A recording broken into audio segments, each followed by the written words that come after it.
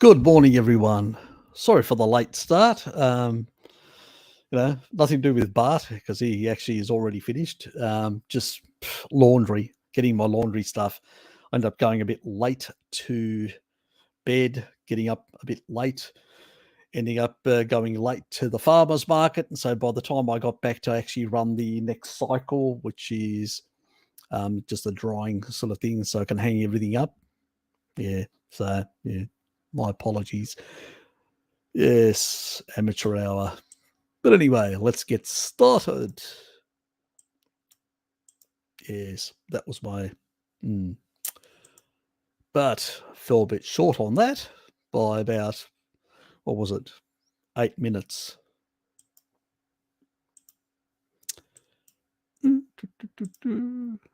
Oops. Yes. G'day, John. Well, welcome to your first live stream. I hope you enjoy it.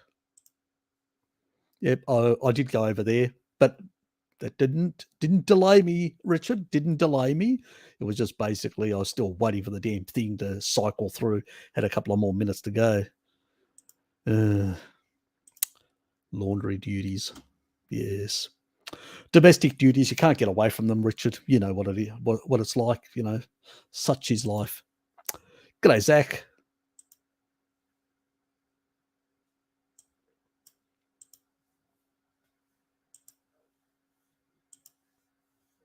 That was my excuse.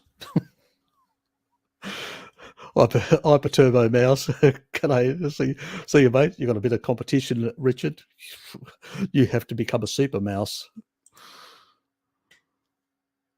G'day, Tracy. Who's the imposter?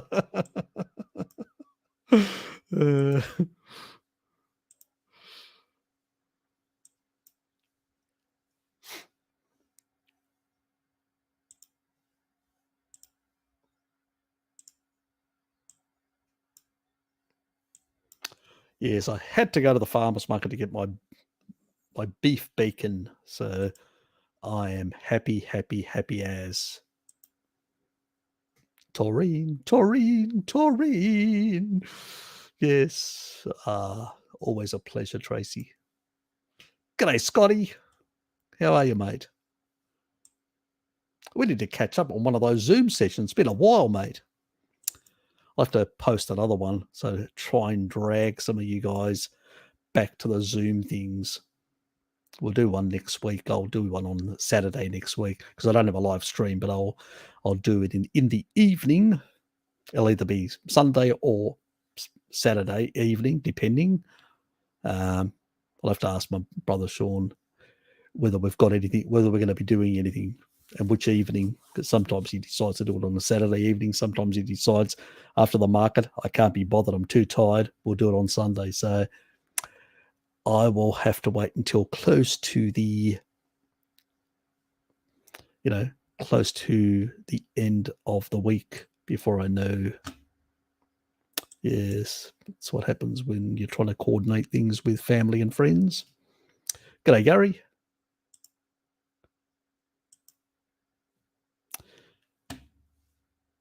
That's okay. I was a newbie once as well, 12 years ago after my cardiovascular days, I was a newbie as well, John. So there's no shame in being a newbie.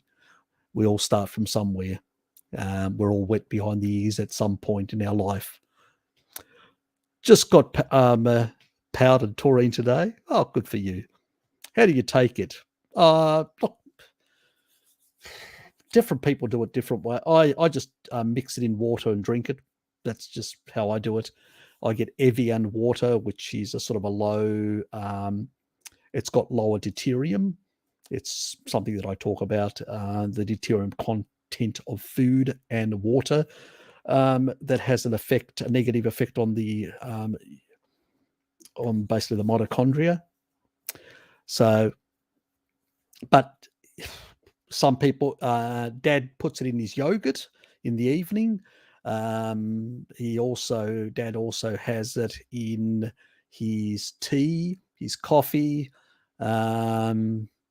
Yeah, varies it. I mean, look, at the end of the day, as long as it's in the fluids and you're ingesting it, it doesn't really matter what vehicle it is in, as long as So I'll leave that up to you. At the end of the day, it's sulfonic acid. It's going to be absorbed. It's going to do its thing. It's going to be uptaken by cells all around the body. You can do it in a fasted state. You can do it in a fed state.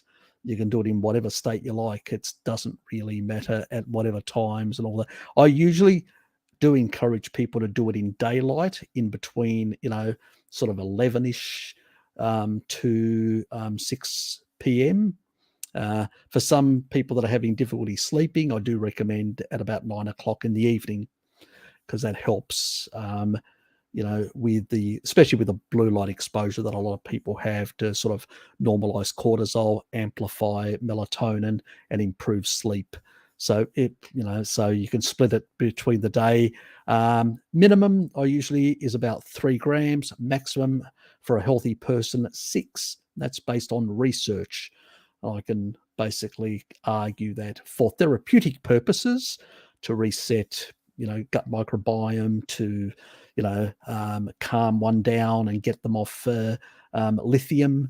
Now, there is an interaction between blood pressure meds and lithium, and slightly less with some other related drugs out there. It's much milder, but I do have a video. So if you do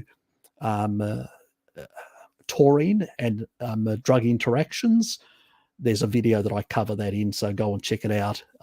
If you're on any of that stuff and you're still transitioning into a carnivore diet and you're still coming off meds and stuff like that, very important to see, especially with blood pressure meds, because it does lower blood pressure. And if you're taking higher doses, you could pass out, and we don't want that happening to you. So that's, sprinkle on food. I don't care how you do. Dad basically puts it in his yogurt evening. He has a bit of a yogurt every evening. That's his ritual. So don't do drugs.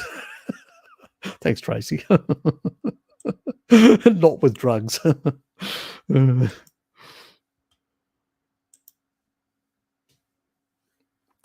Gary, mate. Oh, beef bacon. He's just finished off that beef bacon. Yes. I really enjoy beef bacon, I have to say it. So I grabbed 5 packs today. Yeah, I know. I finished one yesterday, so I had to refill the fridge with beef bacon. So I go through stages like that. I still buy regular bacon, pork bacon. So yeah, I still love that. And I had some Wednesday. That's right, Wednesday. So I'm trying to remember. God, must be the brain fog.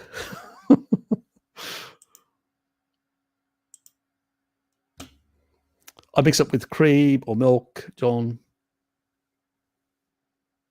Yeah, look, some people just don't like it. Dad doesn't put it in water. He likes putting it in coffee, in milk, in tea, in his yogurt. He just doesn't like it plain. I many times just I can't be bothered waiting. Just go bang down with the water, mix it, drink it. Especially if I'm like in a fasted mode and I want to take 90 minutes before to saturate my skin, just to amplify muscle protein synthesis.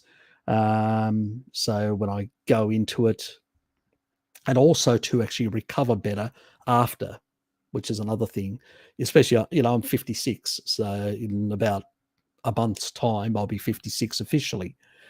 So, it helps with the recovery in that regard much better. So it depends, there's a lot of different ways of taking it for a whole lot of different lifestyles and ways yeah.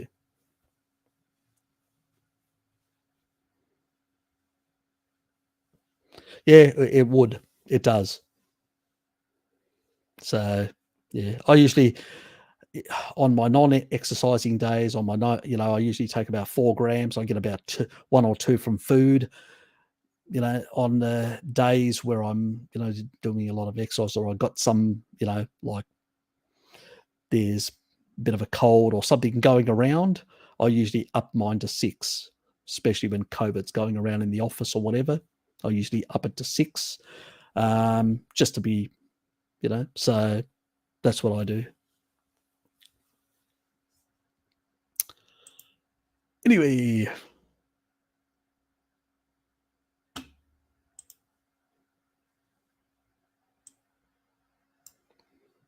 so obviously in rats, for therapeutic reasons, the dosages are way, way higher. For humans, we've only got experiments up to 6 grams, so we can only say 6 grams. But for therapeutic purposes, I do suggest higher. I can't recommend, but I suggest higher. So, and people do get better results, especially on 10 grams or 15 grams, depending on the ailment, the condition, and also the interaction with other drugs is very important. So you may have to step it up very slowly as you're withdrawing from the other drugs and lowering the dosage and eliminating those things. So that's important. Oh, yeah. God, damn vermin, aren't they? Awful. Yes, they go to schools, and in schools you have more interaction with more people. So it's obviously they're going to be a bit more likely to pick up things and exchange things. And kids tend to play with other kids far more physically, which is a good thing because it actually teaches them a lot of, how to cope, how to structure relationships, how to learn to interact with other people, how to know other people's limits and stuff like that. So it is very much child play is learning to grow up and learning to interact with other people and environments. So very important play as far as the research is concerned. So yeah, it'll make them more susceptible, but that also will train their immune system. So when they get older, they're less likely to have a lot of allergies and many other things. So kids that don't play, that avoid other kids that are on epidemiological studies, seem to have far more of these problems, allergies and other things. So yes, COVID the lockdowns. Let's see how that plays out. Anyway,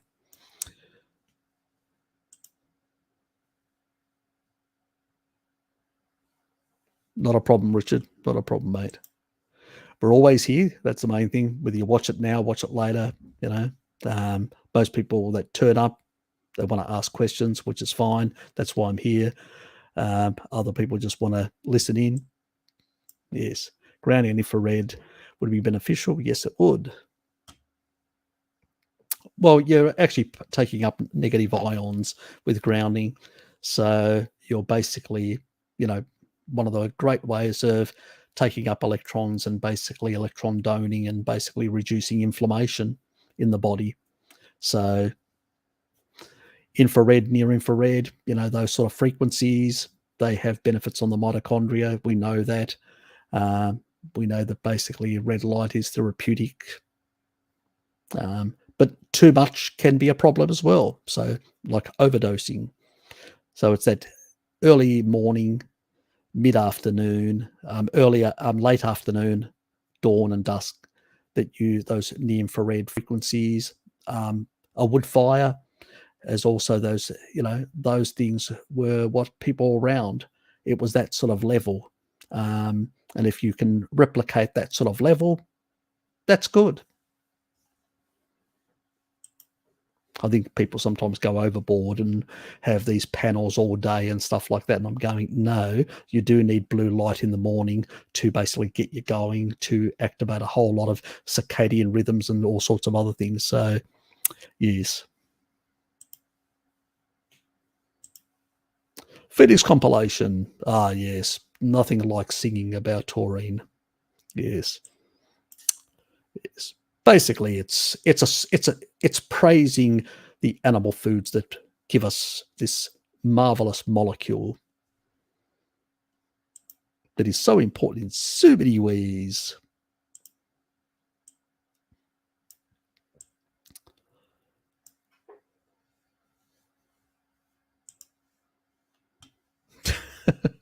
Yeah, I know the feeling. I can relate to it. Believe me, I can really relate to that. It's usually Hello Kitty. She's actually gone shopping because she needs to get a few other things. That's why she's not here at the moment. But she basically she's the complete opposite of you and me, and she gives me a hard time. Weren't you supposed to clean that? Yeah, I was. I'll do it tomorrow. So she does give me a hard time. But anyway, her heart's in the right place. That's the main thing. Oh yeah. I do have my coffee right here. Yes,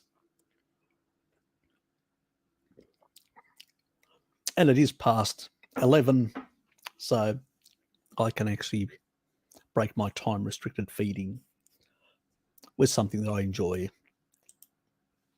G'day, Deborah. Good to have you here. Likewise, mate. Likewise.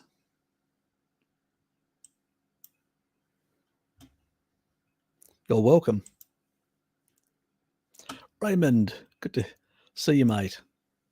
Hope everything's well with yourself and life in general.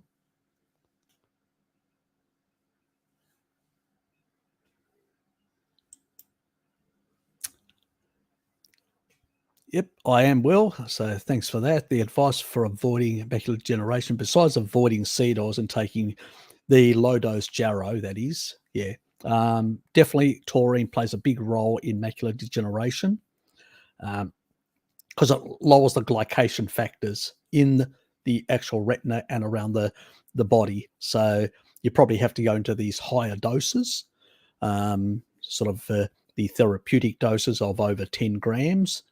And you sort of space that out throughout the day, which is important.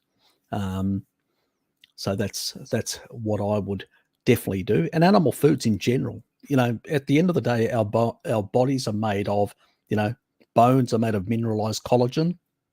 That's protein. Mineralized protein, basically, when we're saying mineralized collagen, muscles, same, fats, cholesterol, it's animal foods. Get enough animal foods in there and they will do. Get the wrong stuff out, deal with the sort of the ramifications of past seed oil consumption with low dose vitamin E to, especially when you're losing weight in particular, you'll release these sort of things. So you want to basically electron done with vitamin E, these low dose, and you want the complex. You want all the tocotrienols as well, not only the tocopherol. So that's important as well. But also you need to upregulate glutathione in order to basically recycle those things properly. So it means that you need to be strict on your diet as well in that regard. But yeah, taurine does definitely help with macular degeneration. Also, Cerule, that's a supplement that Bart K sells, which it's a stem cell enhancing thing. Vitamin D in combination with taurine also help with stem cells as well. But if you want to magnify it like a more aggressive way, there's a supplement called Cerule that Bart K sells. So that's another option. It is a bit more pricey. And so you have to balance that. It's a sort of a cost benefit that you have to look into for yourself.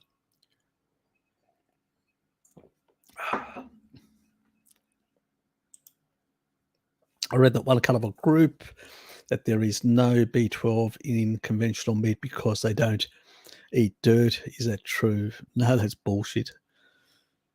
Who said that? I mean, all conventional meat has been measured.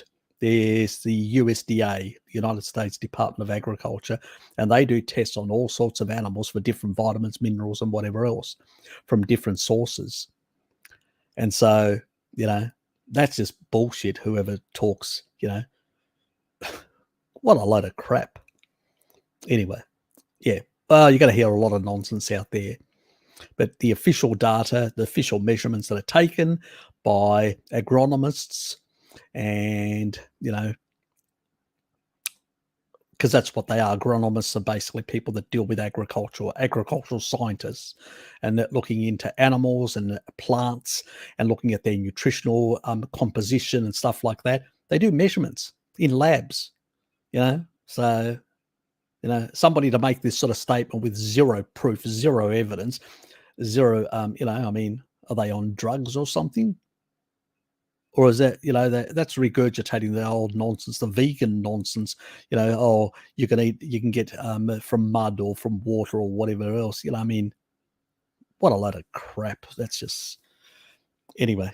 It's not that you can't get from certain bacterial strains. Yes, they do produce B vitamins, and I've talked about that before, about how to use B vitamins to restore, beneficial bacteria for 3 months. So that's, but the foods definitely have it as well. They get it from the foods, and they also can endogenously produce some of those things, and then they absorb them and they go into their flesh. So it's just, it's nonsense, Deborah. There's just so much garbage out there. It's ridiculous, Yes.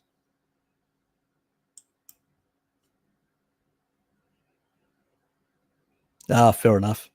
Yeah. Yeah, it can be like that if you've got extra duties and all that. Look, I've been asked in the past to work on weekends, so I've had to work on weekends as well. So I know the situation. Sometimes you need to get a project done or something to be completed at a certain time. So you do what you'd have to do. So yeah, it's a bit like that. I've mega super dosed and I'm on my way to gym. I wrote down some questions for the stream during the week. Fair enough. Don't do drugs. She's right. Don't. That sort of stuff will kill you and actually make you very unhealthy. We want strong muscle fibers through good animal nutrition, not necessarily large, where people are using insulin and waterlogging their muscles to make them beefed up. That's unhealthy. And that's what is killing the current crop of, to a large extent. You find the old crop of bodybuilders. I mean, the last one, one of the British ones, he went plant-based at 93. Sorry, at 95. And 3 years later at 98 died. And gave up on bodybuilding and went into cardio, which is so catabolic and breaking down. And so he lost the plot right at the end. Somebody convinced him that he could live more years and get over 100, but he didn't. I forget his name. He's British. He's died now, but he was a bodybuilder, and he basically used to do in the old days steak and eggs and stuff like that, and left bodybuilding, and basically survived. Where their current crop are dying in their 30s and younger even, and they are taking too many of these dangerous compounds and really deranging their bodies. So yeah, please don't do that sort of stuff, Zach. Be very careful what people sort of try to push and say, oh, you can use this magic thing. It's not magic. It's going to lessen your life. Some people say, I don't care if I die young as long as I win the top competition. But that's going to be a small group of elite people that are willing to basically have short lives. That's their choice. But the majority of us are never going to get there. So why actually put our bodies at risk? We just want good composition, strength, to be able to have strong bones and muscles into old age. So we're able to get off the seat and actually function properly in old age. So yeah, keep that in mind, Zach, and Tracy's right. Because in that sort of environment, there's going to be a lot of people pushing a lot of garbage. That is the reality as well.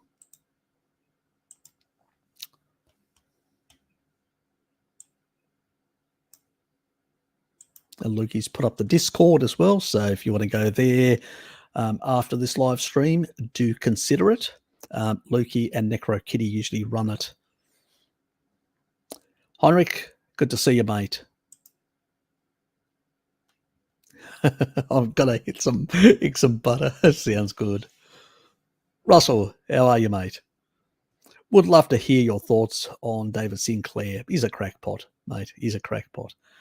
He doesn't really understand a lot of things. He uses things like metformin that create a lot of, you can take taurine, which comes from an animal product, which will lower blood sugar. It actually will lower lactate.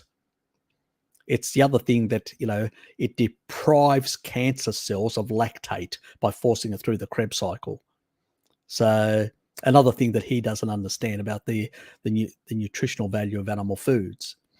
They're all on this sort of nonsense of these fasting mimicking diets. Yes, it's no different than what the old religious faiths used to do, where they used to have these green plants and stuff like that.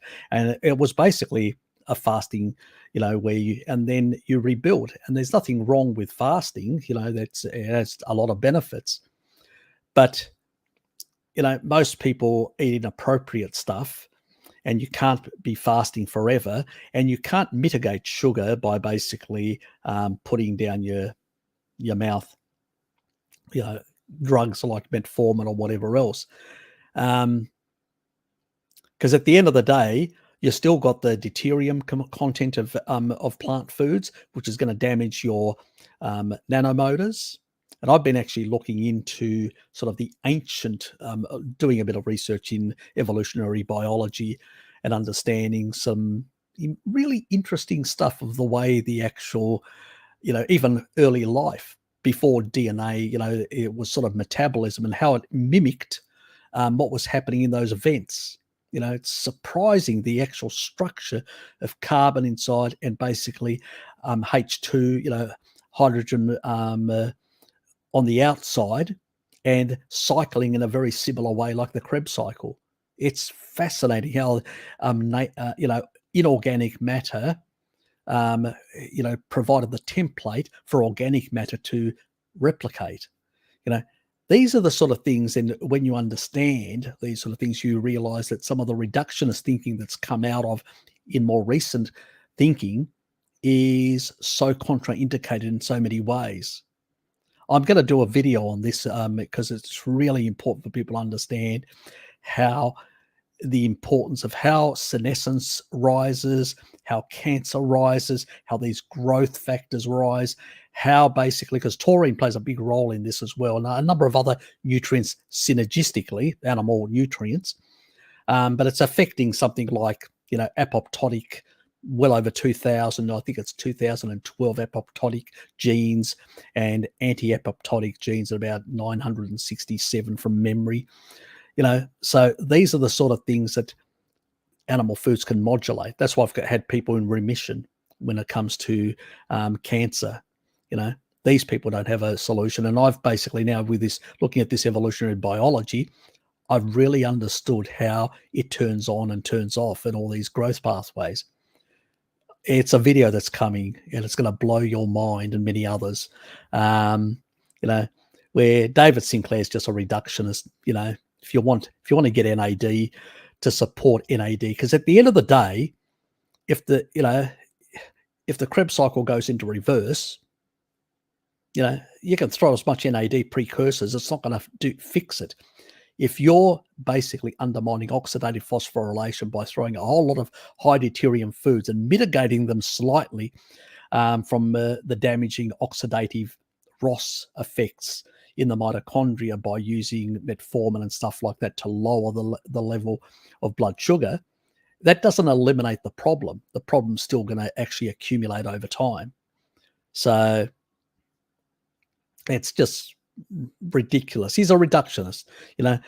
He was young, when he understood, this biological pathway of NAD, supporting it with the M&M sort of, but niacin actually does a better job because he's trying to use the salvage pathway, which is a problem in itself, where the primary pathway is using niacin, which is what it comes in food, and one of the highest sources is pork, in terms of niacin, sort of seafood as well, some seafood like tuna and stuff like that.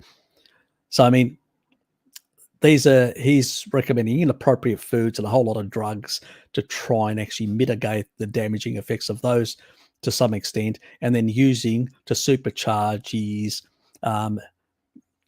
his energy production via this artificial way of trying to push more of, and a lot of other people do, like with thiamine, they go, oh, add more thiamine in. Well, one of the highest sources of thiamine is pork, but they say add more thiamine in as well to basically support the second pathway. Well, that's if you're having carbs.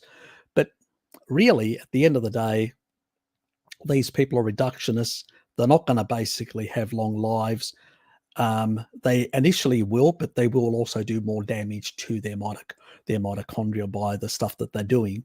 And eventually they will pay for it. And it's called cancer. And so these people make themselves far more susceptible in the long run. You got Ray Peter out there sort of talking about, having higher levels of saturation in your blood of, carbon dioxide. Well, that's a negative thing as well. When you understand how the Krebs cycle works, you'll actually understand, oh shit, that's not a good thing. You need to. So these people are just reductionists. They see certain things that are associated and then make a whole lot of conclusions, but without looking at some of how these things came about in nature, how they work. When you understand the deep evolutionary history of a lot of these interactions, how life evolved, and how a lot of genes sort of evolved with, and how certain parts of the actual cell itself interact and play a role with those genes, then you realize very quickly that these people not only have no idea what they're talking about, and they're very narrowly focused, specialized, and are seeing the world in, with blinkers on, and missing a whole lot of other factors and interacting pathways. The body's a complex organism of a lot of interacting parts. It's not just simple parts the way they view the world. You'll understand once I do this video. It'll really shake the foundations. I'm surprised nobody's come up with this hypothesis yet in science, why they've missed it. It's again because they view the Krebs cycle in this very reductionist way, and they miss a whole lot of other things that it does. And then because there's this disconnect in the way it's actually shown in the textbooks, you miss these things. But when you go back and do a bit of an evolutionary biology sort of looking through, you realize, oh, they just miss these things. It's there to be found, but when you see things in a reductionist way, you miss a lot of things. And David's one of those people. You'll get some benefit from niacin. I mean, I take niacin and all that, but at the same time, I'm not damaging my mitochondria, so I'm not supercharging, NAD in an environment, because basically, if my system is actually, not producing the right sort of stuff, you can throw as much precursors in there, as many vitamins. I mean, there's plenty of studies that show that you throw all these in a reductionist way, certain vitamins and minerals and whatever else, they don't do anything. They go, we wonder why they don't, because there's a complex interaction. It's like bones. Vitamin D, yes, brings in calcium, but then calcium needs to be regulated. There's minoquinone 4, which is vitamin K2, puts it in the right place. But taurine regulates calcium, acts as basically a natural channel blocker, calcium channel blocker. And it also regulates the gradient of where it is and which tissue types, which also has an effect of whether certain things work in a certain way. We know that cancer, basically, like brain cancer, is you could actually push these higher states of growth through more calcium in the brain. Well, we know taurine actually lowers that. So an animal-based diet will ameliorate, will lower that, will fix that. This is a problem when you don't see the world in a very complex, interactive way. And David isn't one of those people. So he'll lead people down the proverbial garden path, like a lot of these so-called experts. You just have to look at the population out there. A lot of experts, but more sick people every year and getting sicker. So, yeah. And I know some of these people that basically victims of David that basically now have cancer and other things in their older age and have coming to people like me. So, yeah. What can one say? Anyway. Hi, Nature. Good to see you, mate. How many grams of taurine to regulate the gut microbiome? At least 10 to improve the, so I can't recommend, but I usually do suggest that people take 10 or 12, spread it out, and it will, and also gut microbiome does actually have a lot of relationship with with the brain and vagus nerve interactions and certain bacteria that can climb the vagus nerve and also interact, and certain bacteria that need to be lowered in the brain as well, that can actually affect the regulation of the microbiome. Little nasties that get in there and try to increase certain bugs, which can have negative ramifications in the gut. So in a sense, I usually, based on the animal research, the bare minimum, let me just remind myself, try to remind what was the weight of certain rats. Right. For a person of 70 kilos or 154 pounds, about 14 grams. So for every kilo, it's 200 milligrams mg. So 1,000 milligrams is 1 gram. So basically 200 for whatever weight you are. So if you're 70 kilos, it'll probably end up as 14 grams. So that's the sort of levels we need to basically have the proper regulation of, this is in an animal model, basically, but it does work. I think the rats were on that for about 3 weeks, and I need to work out the timeline for humans.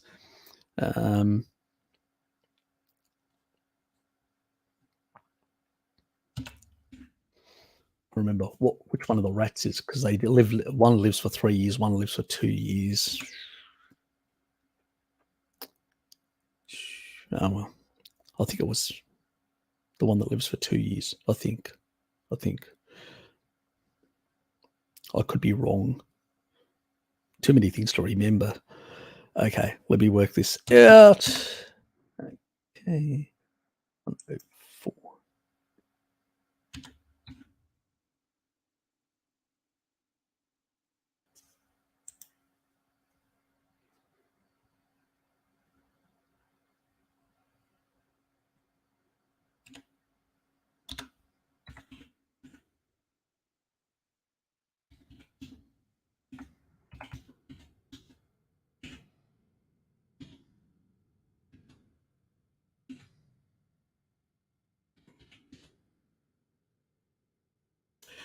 So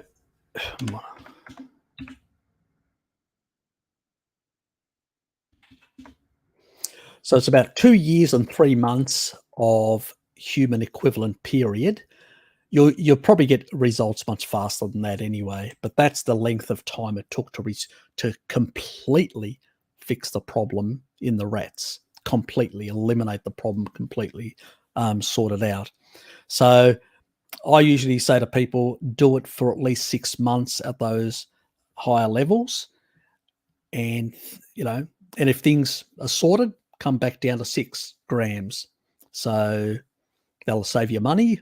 And if it's sort of, and I usually say step down. So 1 week, go from, if you're, let's say 70 kilos weight and you're at 14, come down a bit, and then space it out. And remember the interactions with medicines, very important. I've got a video, check it out if you haven't. And then basically step it down like 12 grams for a week, see how you feel. Then for another week down to 10, and until you get to 6. And if you're seeing things are fine, that means you've had resolution. If you're seeing, and remember, for 3 months also, I do recommend to restore some of the beneficial bacteria. People do kefirs, and also, but not kefir immediately. Do it after about a month once you've been on this protocol. But in the 3 months initially, focus on doing B vitamins.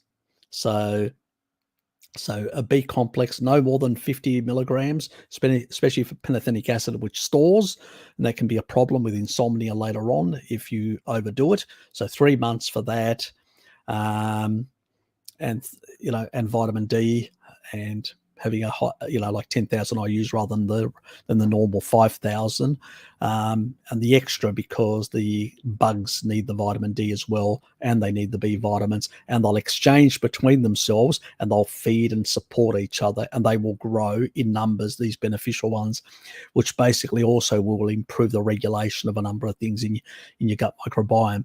We also want to throw in, the sort of lactobacillus and support some of the other strains with some kefir in by the second month.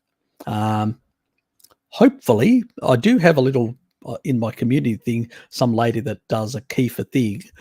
Richard thinks that it's pretty piss poor, Vivid Mouse, and he said he'll do me a video, but he's not here. So I'll hold him to that. Next time I actually chat with him on the Zoom, I'll actually ask him, where's the damn video you were going to do about, so hopefully he does it soon, then I can post it on my channel, him showing how he does his kefir. So that could be informative for some people. But at the moment, you'll have to use the other one, because when it comes to these sort of things, I'm very basic. I'm not a kitchen person. Is that how you can say it? You know what I mean, KO, yes, morning to you as well, mate. I've assumed that that they try to feed those lactobacilli with lactose too. I don't know. That maybe they do. Maybe they do. Bruce, good to have you here, mate. I have calcified plaque. Yes, I had that as well in 710. I'm on carnivore diet, on 20 milligrams of Crestor.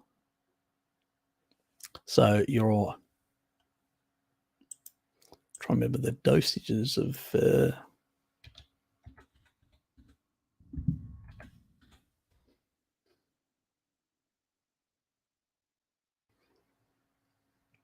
okay, we call it, we call it basically Rosavastine in Australia.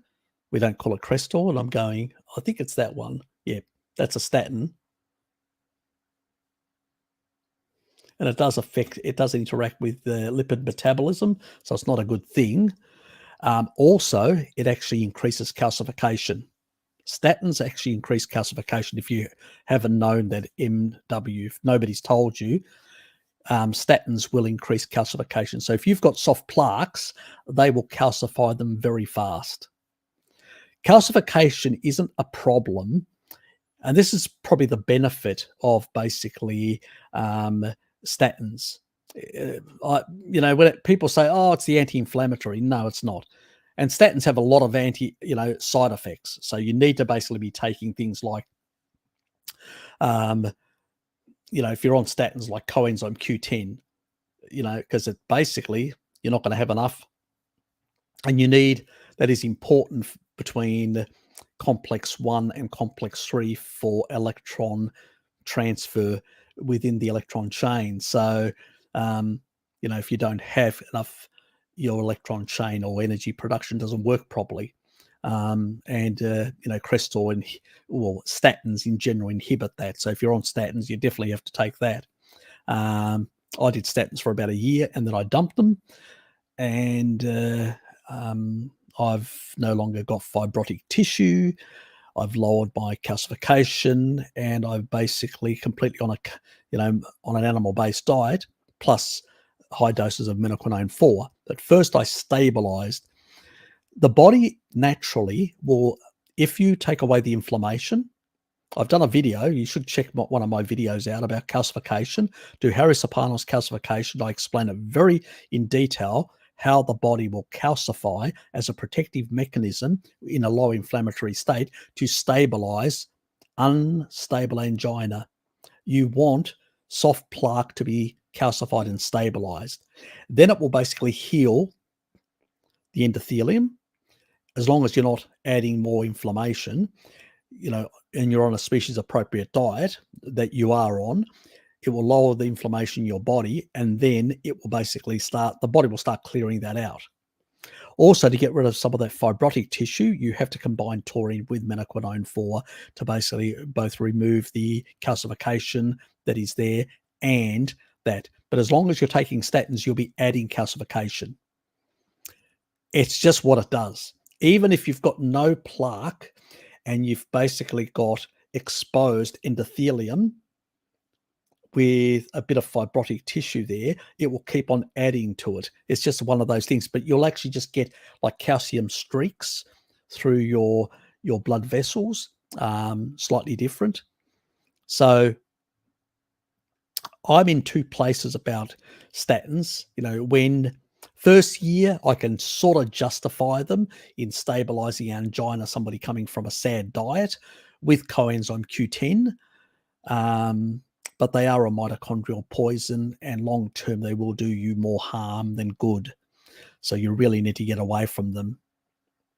And if you want to reduce calcification, you got to get away from statins, because statins actually increase calcification. It's one thing they do. That is the secret of preventing a second cardiovascular incident. It's basically calcifying the problem. It's basically, putting a Band-Aid over the problem by calcifying it, but it doesn't remove the calcification. It just builds on it. And that's another problem where it deranges the sort of calcium metabolism in the body, which taurine is trying to regulate. And minoquinone 4 is trying to put away into the bones, away from soft tissue. So, yeah, you're sort of you're doing one thing on one hand with those two supplements, and then you're sort of working against it with the Crestor. So, yeah, you got to get off that stuff, mate. Yeah, basically. But do check out my video. Do check out that video.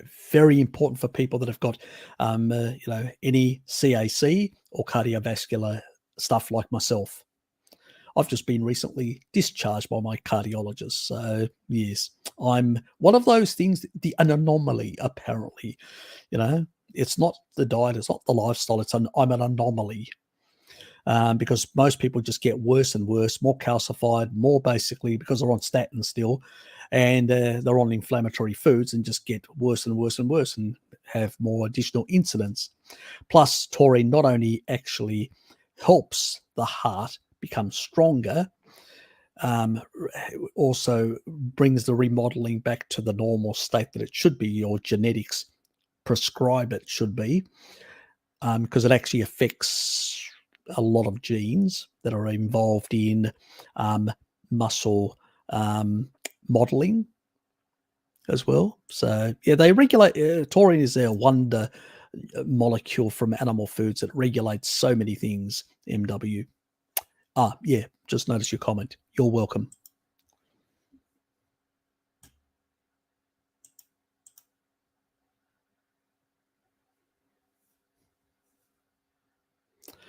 What you do, my dear, is up to you. If you want to catch lurgies, go for it. Just kiss your grandkids constantly, and basically you'll get all their lurgies, It's up to you, Just continue taking your vitamin D and your taurine and your steaks, and you should be fine. You'll just basically add some additional information to your immune system. Dan Parlis, good to see you, mate. Not looking for medical advice, but my dad, we don't give medical advice here. We just give suggestions and things that people have done or I've done or stuff like that, or my dad's done. But my dad, mid-60s, has been finally diagnosed with 2 bleeding stomach ulcers, which explains his iron deficiency. Any thoughts? Taurine. It fixed my father as well. Dad had a number of these sort of issues as well, and in a much milder way. But yeah, taurine does actually regulate the actual and reduce. I've actually done a video on stomach and taurine. You should check it out. Go check it out. You'll get all the information. I don't need to repeat myself. You should check out that video. Just put stomach and put, I think they've done even a specific one on ulcers as well. Can't remember. I think so. So do check that out. Ah, yes, Lukey, thank you. Yes, please hit that like button. It helps with the AI. The Google AI, really loves even the down button. If you really feel like it, it still helps. For whatever reason, it still helps. It's just an interaction with the creator, as it's Fedifind. Apologies for lateness. Glad you're not Bart or it's Dusters. Yeah. Yes. The field marshal can be a bit strict, especially Ted. Oh, don't give him a stick. Yes, you'll really pay for it. I think Bart likes that part. He's not here, I can say that. Anyway, I'll say it to his face so he knows, Not a problem, Raymond. Yes, and you're welcome as well. Yeah, I'm well. Mira had another accident, my partner, that is. Oh, God, just one accident after another. She can't help it. I was going to use the word clumsy, but I said, I better not do it because I'm going to upset her very much. So I bit my tongue and said, no, I'm not saying it. I'm not saying it. But I looked and she said, it's obvious, anyway.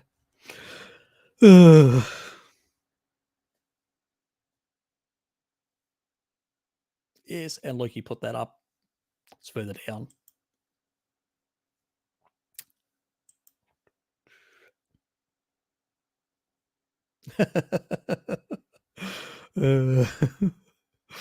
I actually, in Thailand, I did eat some bugs once upon a time.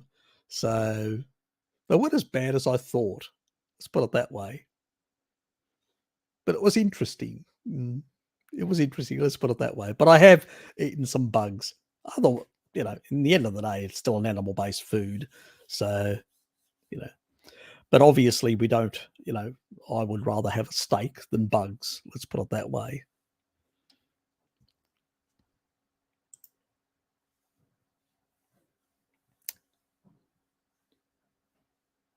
Oh, is that what it's called? Carnivore's Peppers Group. Never heard of them. I got booted from the group over challenging that post. Okay. Oh, well. As I said, that would be an argument that a vegan would put up about the mud. I mean, maybe he's ex-vegan. He's still got some strange ideas. I would not be surprised. Anyone have experience with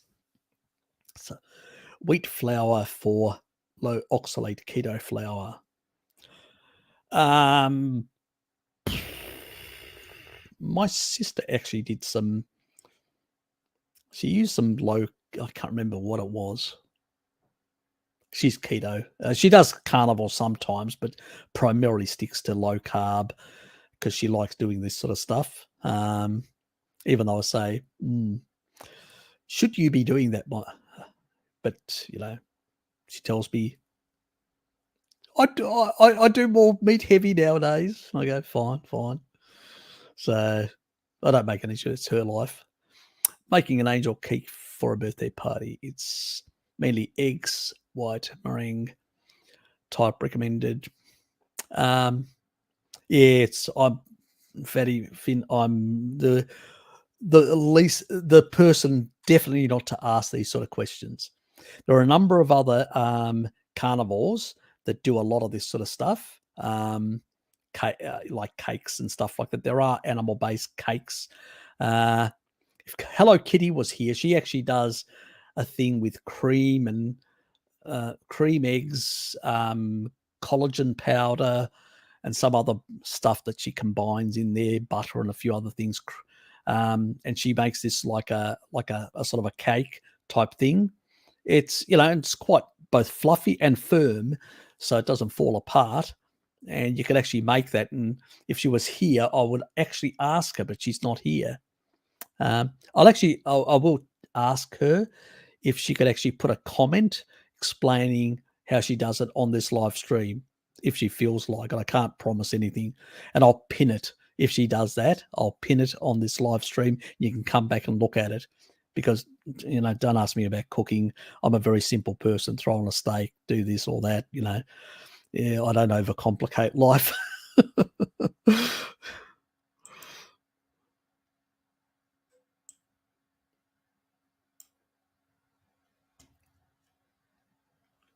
And that is the link for Bart's Discord. So if you want to go there, they get together. Haven't made an appearance for some time. I have on occasions, but they get into all sorts of conversation about all sorts of, current affair issues and controversies and stuff like that. And if that's your gig, go there. You may find me or Bart on occasions appearing, because Bart, well, he's promised that he'd appear a bit more often, but he's more, well, obviously because it's he does make an appearance, but I'm much rarer there in that regard. The link's just above. Anyway, steak and eggs. Steak and eggs. Yeah, so we'll have to probably get a tropario or some sort of, with some instruments and all that, Bart singing steak and eggs, me, Taurine in the background, and sort of making a combination. We'll get a few laughs out of it at least.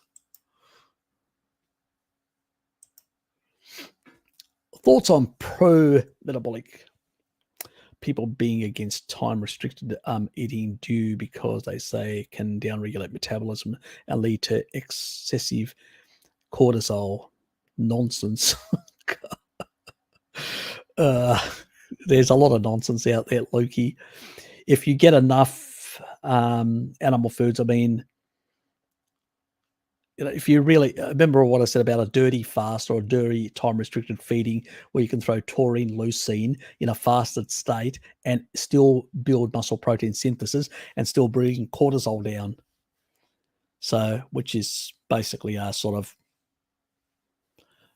but yeah, it's nonsense. I mean, time-restricted feeding, I do it every day. It's not affecting me in a negative way. Doesn't affect anyone in a negative way. Humans have been doing it for thousands of years. We cycle through. People used to get up in the morning. They'd get a boost of cortisol. They'd get a boost in both free fatty acids and glucose to get started on the day. And then after that, they would basically enjoy, let me just drink a bit of coffee. They'd get the energy to enjoy tracking an animal. Then they'd kill the animal. Then they'd, sometimes cut a bit of, a bit of stuff and all that. Organs, especially a bit of liver or something, or have a bit of the blood. And then they'd take the rest of the animal back. They'd have it in the afternoon with the rest of the tribe, and then in the early evening, they'd basically then sit around the campfire talking about the hunt of the day, and and they would feast in that afternoon. For a number of hours, they would feast on all that food. They would just enjoy that food. That's how people lived. They had 1 or 2 meals. Even in agricultural times in the past, people would work the land and they would get up very early. They'd work the land, then come back in early mid-morning, 10:30, 11, and that's when they would break their time-restricted feeding, and then they would have a meal then, which would be like their main lunch type thing, which they would get, and they would extend that. Usually it was between 11 and 1 o'clock that it would happen. Then they'd go for a bit of a siesta, especially if you're in the Mediterranean. And then in the afternoon, they would have like a coffee or something like that.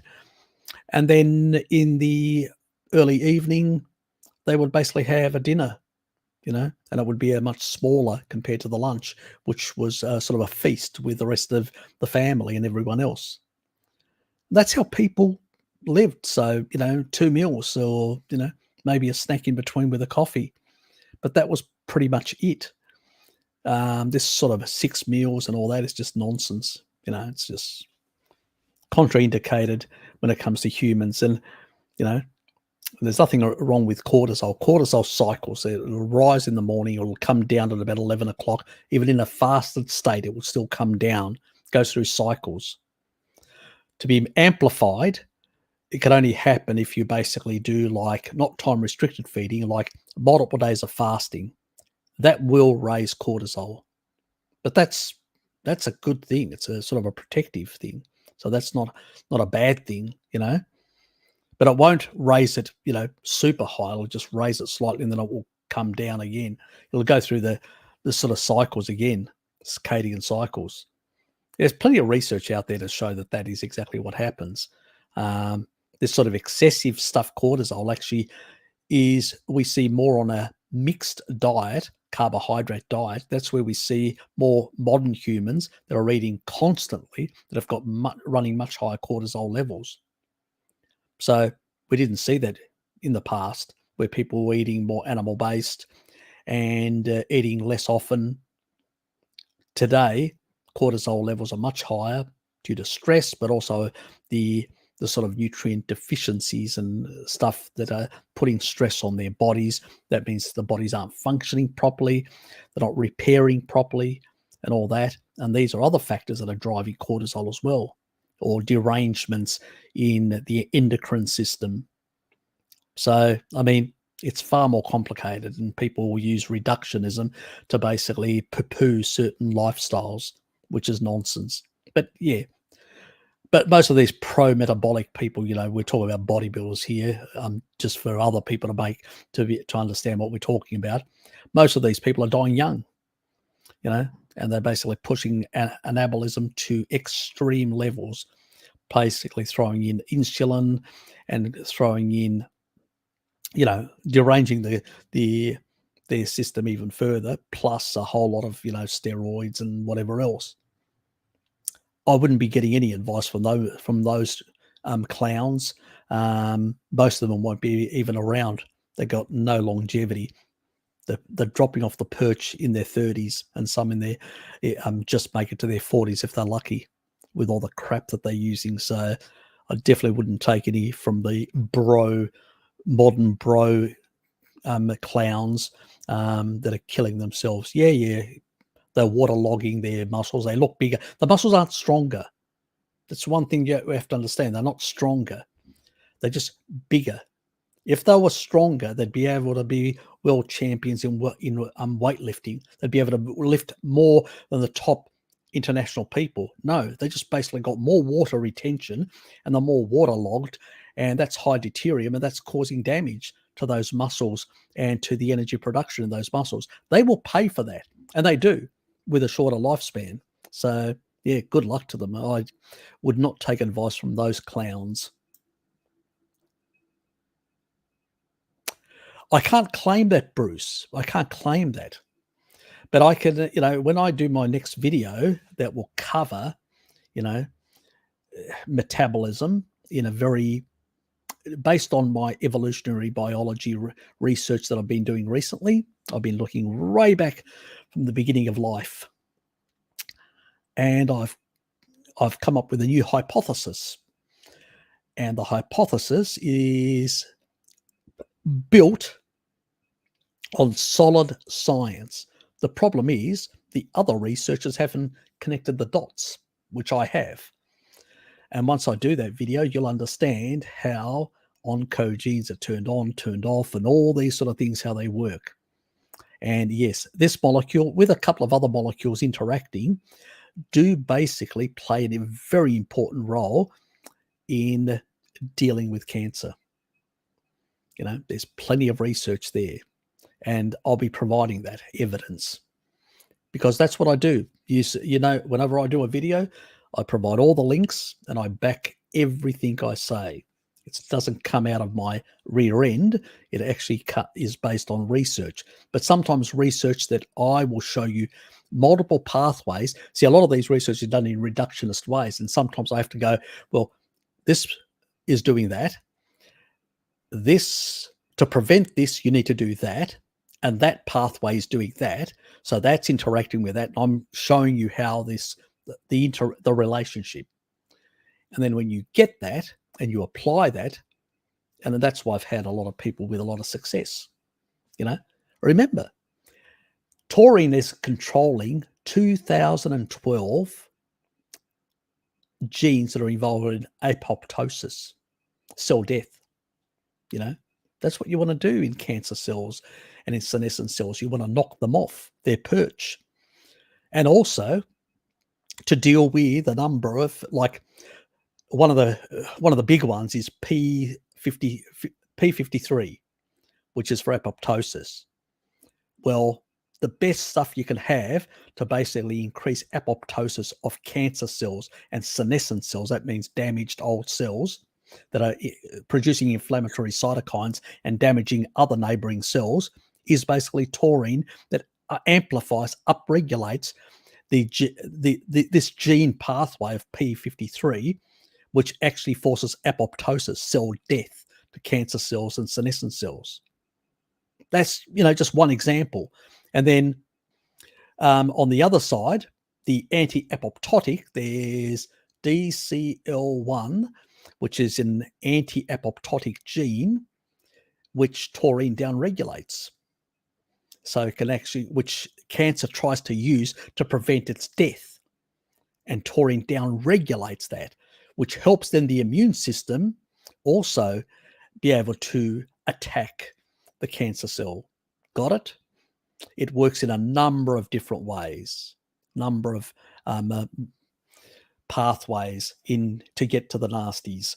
So, and also from the evolutionary biology side, I've actually realized the importance with a couple of other nutrients in metabolism and things that Warburg and these other people, they missed. And I'm surprised that they missed these things. And me going back to evolutionary biology recently in my research, I've picked up on this and I'm going, wow, I had an epiphany. And I go, shit, why didn't other people pick it up? It's probably because I was just thinking in too much reductionist ways. That's why. But anyway, that's for a coming video. I think will blow your mind once I do that video. And also we'll basically put a big, you know, one of those steel nails, those big steel nails, right through the heart of Ray Pete and his nonsense. That's going to be one of my favorite videos. And I will actually truly ask my subscribers to plaster on every Ray Pete fan club site, just to sort of nail. Anyway, you know what I mean. Their nonsense to the bloody, to oblivion. Anyway, let's move on before I get too excited. What mechanism does Serol? It cleaves off. There's in the bone marrow, it actually cleaves off I forget the compound, which actually then increases the release of adult stem cells in the bloodstream, and so you end up with a bigger proportion. As you get older, you actually reduce the amount of adult stem cell activation or release. And so there's less new stuff coming to replace the old stuff, so to speak. So that's what Serol does. It amplifies that. It increases it. So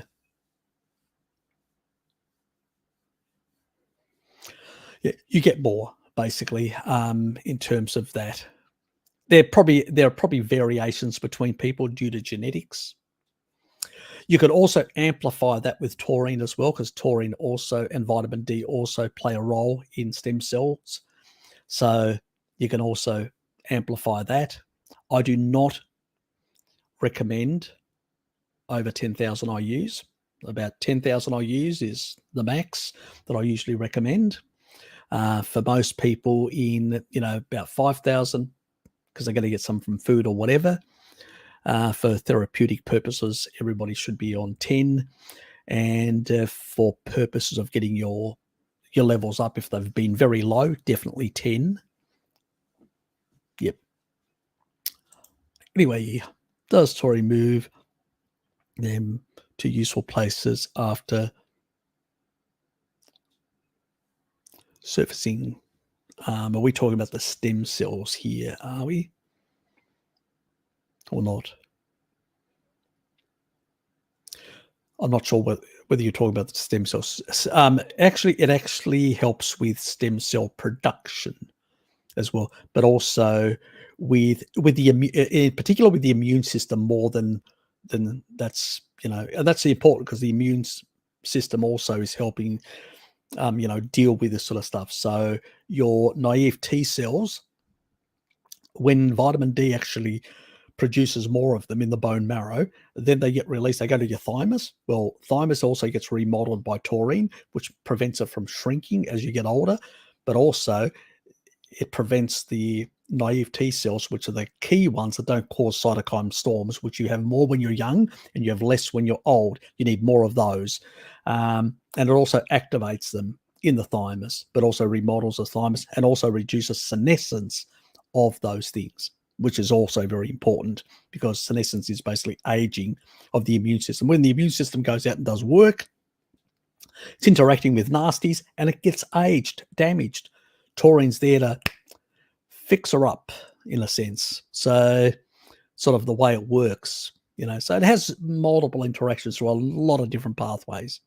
It's a Swiss Army knife of the body, basically. Eat more meat, you'll get more of it. Unfortunately, nowadays, we have not been on an ancestral lifestyle for many years, just very recently. And as a consequence, we've got more damage. We're not like somebody that's doing this and then no more cell division and then full-blown senescence and then you're gone.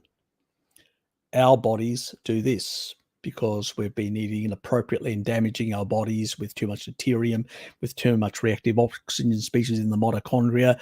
We've basically damaged metabolism in such a way, and we've developed all sorts of ailments. And so we're trying to biohack us back to a health span, to increase our health span, because our health span has been declining. Anyway,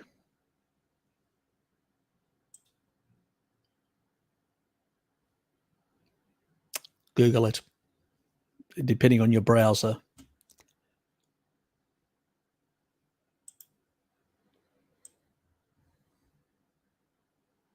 Oh, is it? Oh, well, well, lysine does help with certain, lurgies, for the, children-based, things like outbreaks, like acne outbreaks or certain herpes, complex or whatever. And it does help. But it's an important amino acid in animal foods. If you eat enough animal foods on a carnivore diet, you should be getting enough lysine. Some people get it in cream for their kids, stuff like that. So, yeah.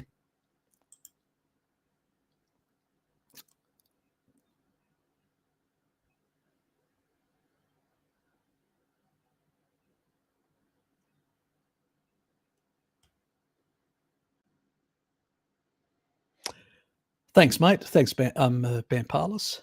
Yeah. Yeah, it does that as well. Better put Lukey on. G'day, Lukey. Hello, Harry. Hello, everyone. Thanks, Bamparlis. Intio, how are you, mate? Good morning to you.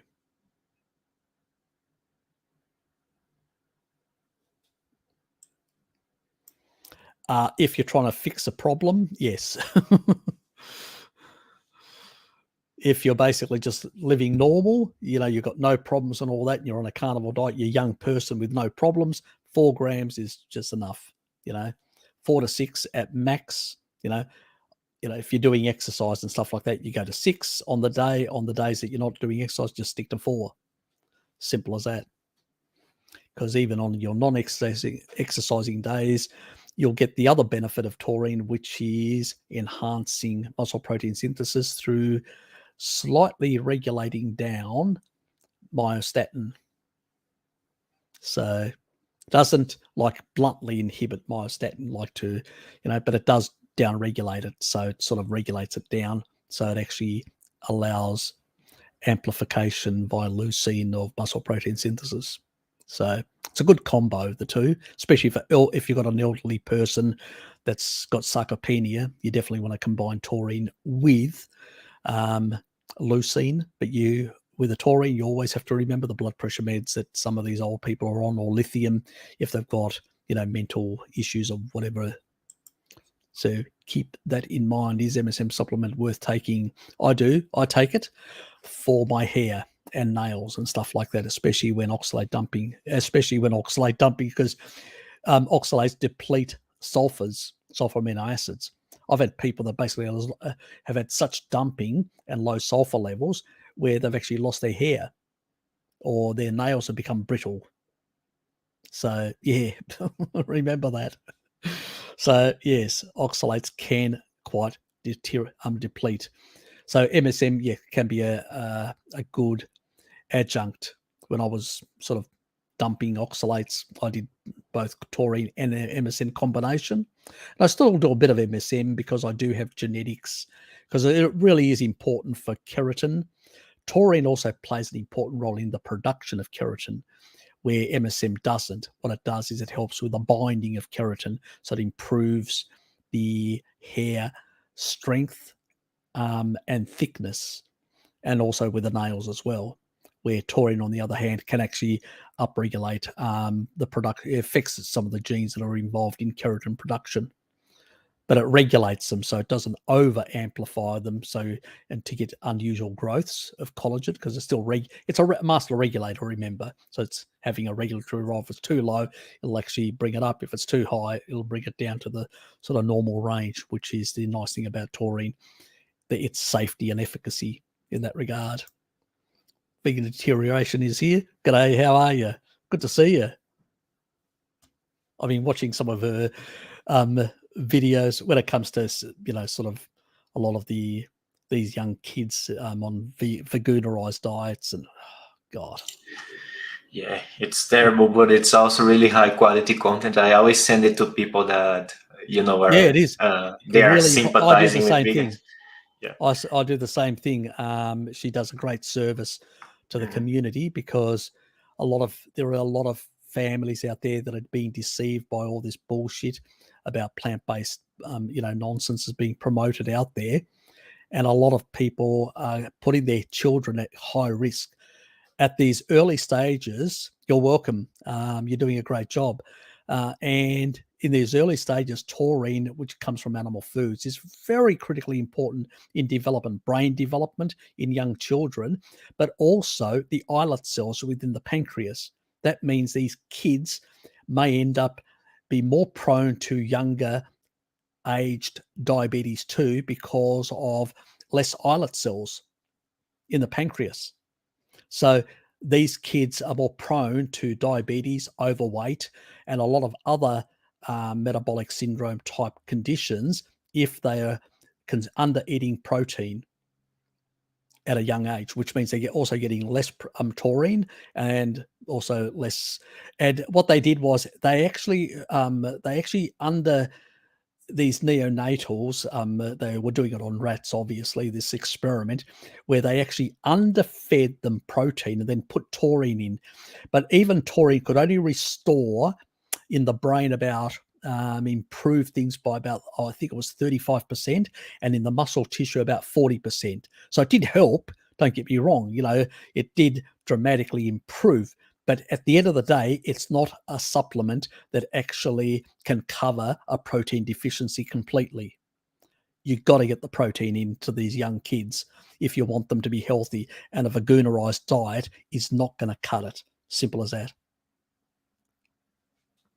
So yeah. But unfortunately, there's at a minimum, I encourage vegans to consume taurine and to give it to their kids, at a minimum, vegetarians, because I'm concerned about the kids in that regard. But at the end of the day, you still need to get, because it's also an amino transporter, so it's going to bring in more aminos. It helps there as well on that front.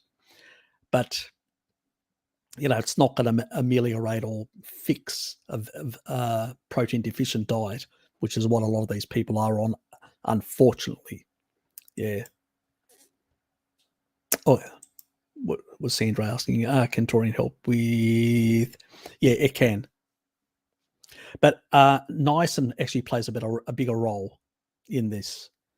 When it comes to anything skin related, especially whether it's rosacea or whether it's a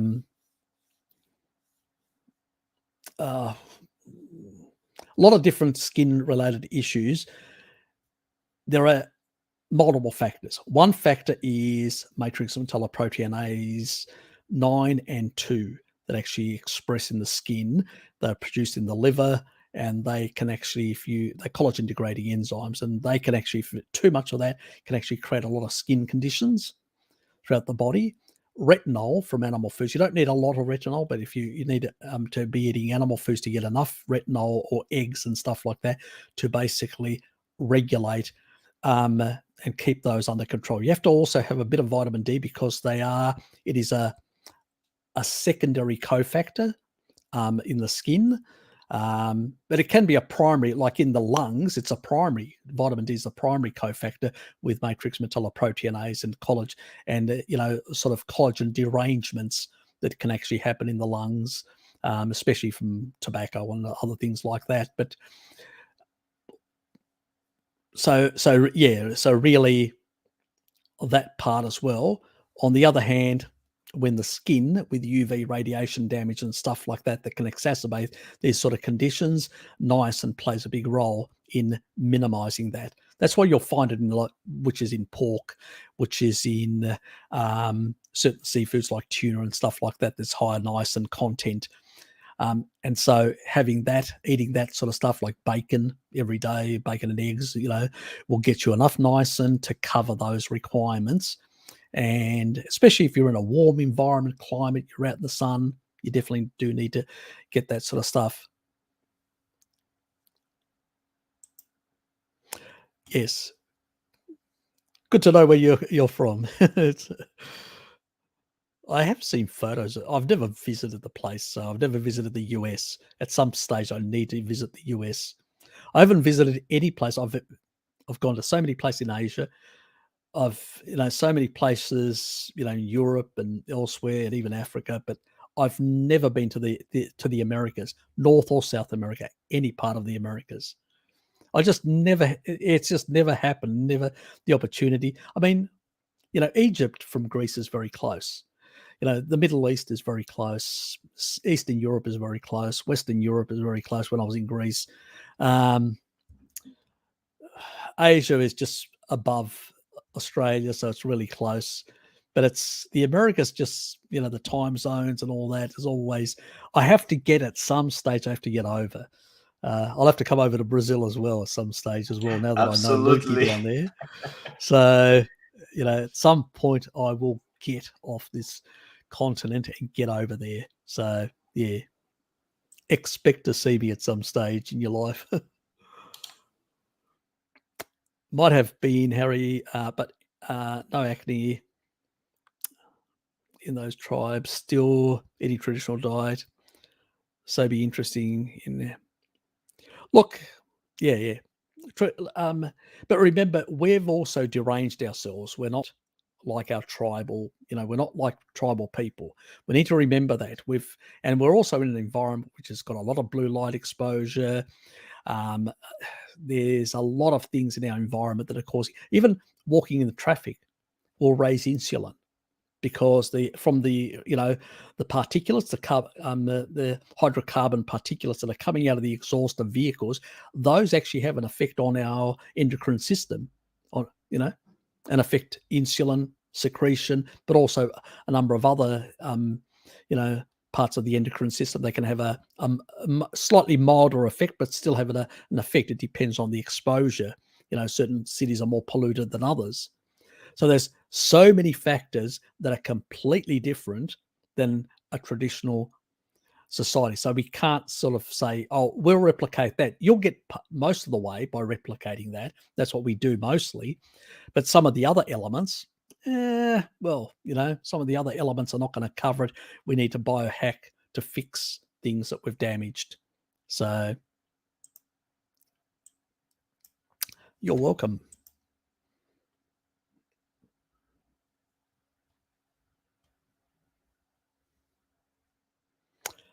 Yep.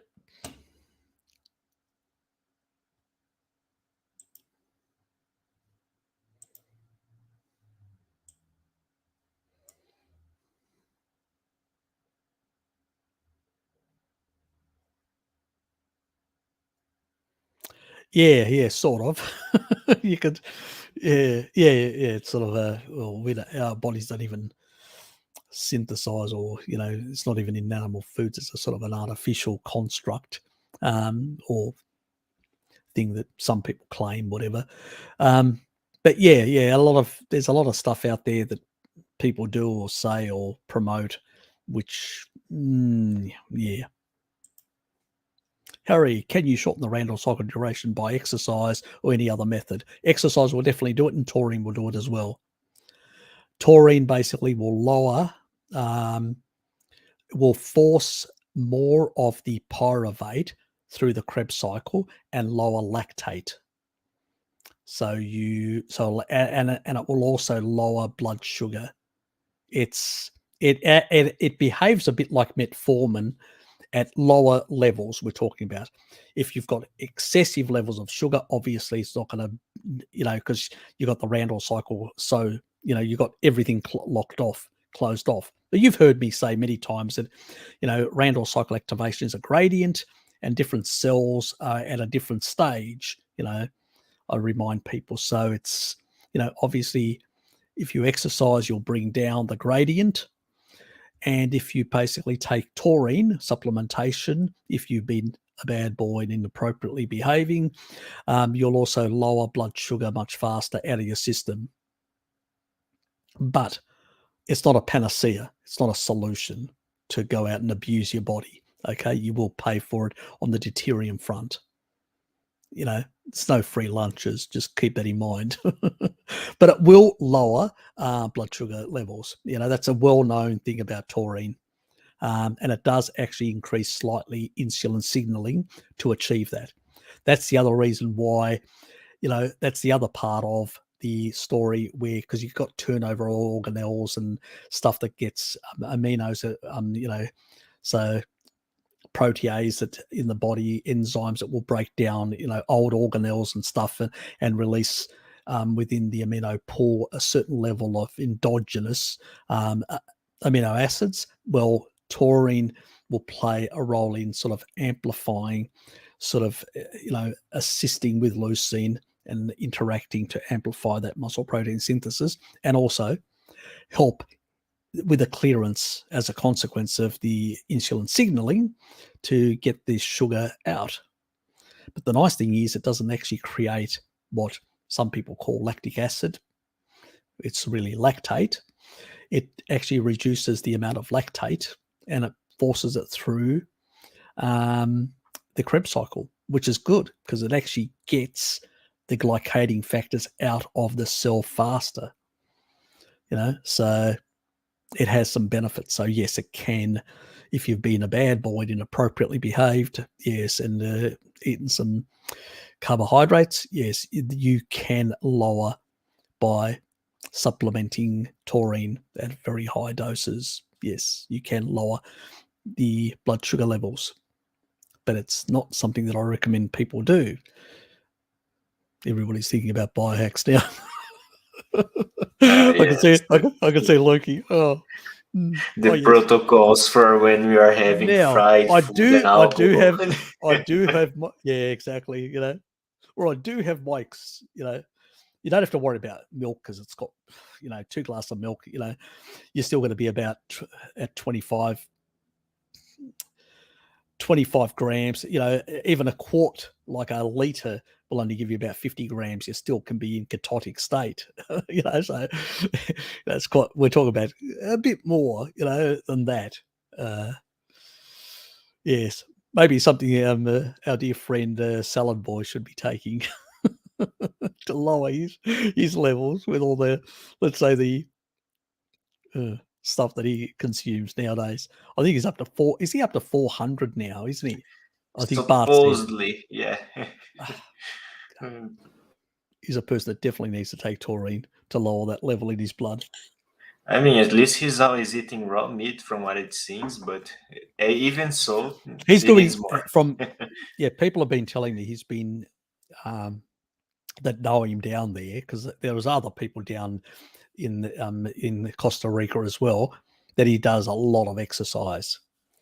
That's how he's a lot of mitigating a lot of this sort of stuff. And I suspect, he'll end up like Tim Noakes, that basically did a lot of exercise, kept lean, kept his blood sugars down, but then eventually burnt through his islet cells, stuffed his pancreas up, and eventually ended up type 2 diabetes, and slightly with insufficient insulin secretion capacity. So he's sort of like on the border between type 2. He was on the border between type 2 and type 1. So that's how much damage he did. And that's eventually what he will do as well. It's just unfortunate that he's decided to go down this pathway, and he's been deceived by a master deceiver like Ray Pete. Because really, it's part of that fan club. Those people that are basically. I hear this all the time. It's always people saying something akin to, "Oh, I'm metabolically healthy and I'm active. I can have those things," It's this new hypothesis, and talking about especially their favorite thing, which is higher intracellular, basically carbon dioxide levels. You know how they talk about that. Yes. Well, I'll explain why it is a very bad thing. And, there's, the normal physiological, because of certain rate limiting enzymes, how much can actually come out of the body at any one stage. But, then how do you get it higher? Well, there are negative consequences involved, and that's the video that will be coming up, and that'll be, big nail through the chest, the Ray Pete chest.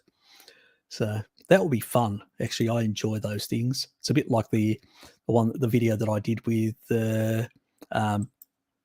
my dear friend Gregor, the one on Homo Cysteine. Remember? That is just gold. That was really another one of those sort of gold moment type sort of videos that really just hammered. He just made my points, every single point. I just had to just clarify certain things, but it's just it was perfect. Stressful work week, existential dread, boredom, like the kicker. Serpanos. I'll give you a hug. Just the highlight of my week. Taurine. Yes. And the blue blocking glasses. Very good. Yes. I like the watch. I got a Rolex as well. I don't really wear it nowadays, but anyway. Oh. Yes. Well, I sort of had a period when I was just wearing Rolexes and stuff like that, and then, I sort of stopped doing that. Mirror goes, Mira said to me, "Why don't you, if you're not going to wear it, why don't you sell it?" Coming from my partner, she's a typical woman. What? Sorry, women out there. She says, "Why don't you sell it and give it to me as a gift?" Oh yeah. No, was my answer. Bluntly, no. God, you get enough of me. Isn't that enough for you? You get a grin back. Anyway, longevity populations are mostly pastoralists, living on diets heavily composed of fatty meats and dairy. No, this doesn't make any sense. Oh, yes. Poor Vagoon. I feel he needs a hug. He definitely needs a hug. Definitely. It's been so long. I still haven't run out of invincible templates for memes, by the way. It's been over a year. Well, we enjoy them. We definitely enjoy them, So just bring us close and personal. Oops. Hate when that actually goes off. It actually reverts to the other one, always. I don't know whether it's because my monitor has that sort of resolute, you know what I mean? Sort of. Oh, yes. I think that's why it does it, because it didn't do it in the previous monitor, but it actually just goes like that. You have to click the other one. And there's no setting where you can actually set it, which is annoying. But anyway, we're back close and personal. Anyway, Zach, Harry would extend dry fasting, potentially remove stored seed oils and toxins faster from the body with the removal of fat during the fast. Look, you'll basically you will basically release more free fatty acid than normal, than on a dry fast. That's definitely going to happen. But then on a dry fast, you're not taking in neither the B vitamins, and you're not taking in either the low dose vitamin E, are you? No. So, and I do have that little protocol thing that I discuss about, losing weight, but obviously that the amount of that you're going to be releasing in any small fast is not going to be massive. It's not going to be a big problem. Your intracellular antioxidants should be able to take care of that. So let's not over exaggerate the problem in that regard. But be very careful when you're doing a dry fast. If you don't feel, always go in a low ketotic state, in a ketotic state before you do a dry fast. You've got to be in ketosis. If you're not in ketosis, do not do a dry fast, because it'll take 3 days before you'll feel like rat shit. Not only will you feel like rat shit, but it can be negative if people got underlying conditions or other things. So I don't recommend dry fast unless you're in ketosis, and unless you've got unless you really are really good at understanding the biochemistry and what's involved in the physiology. You should be under supervision of some sort, at least, or somebody know that you're actually doing that and keeping an eye on you just in case. And you should never push through. If you're not feeling, I'm not feeling that great, stop it. It's not a competition to win medals. Do not put yourself at risk ever, Zach. If you try it, make sure you're in ketosis before you go into a dry fast. Make sure you take 3 days prior. I usually recommend people consume B vitamins. I want a lot of B vitamins in the body, because you'll release from your fat stores fat soluble vitamins, but you will turn over in 3 days, in less than 3 days sometimes, your B vitamins. So I usually recommend people do 3, sort of a bit like, we do creatine loading, well, vitamin B loading into the system, plus choline for exporting of fat. I usually recommend people do for 3 days about, normally I usually say, 1 gram, 3 grams for 3 days. I want your choline levels to be high as well. So in that regard, and so you've got your choline levels high and all that, your taurine levels is high as well, like saturating your tissues up to 10 grams for 3 days. and high dose of vitamin D as well. And then you go into it. So you're in a ketotic state. You've got rising ketones, and you're already in ketosis. Switching across is just taking away the food. That's it.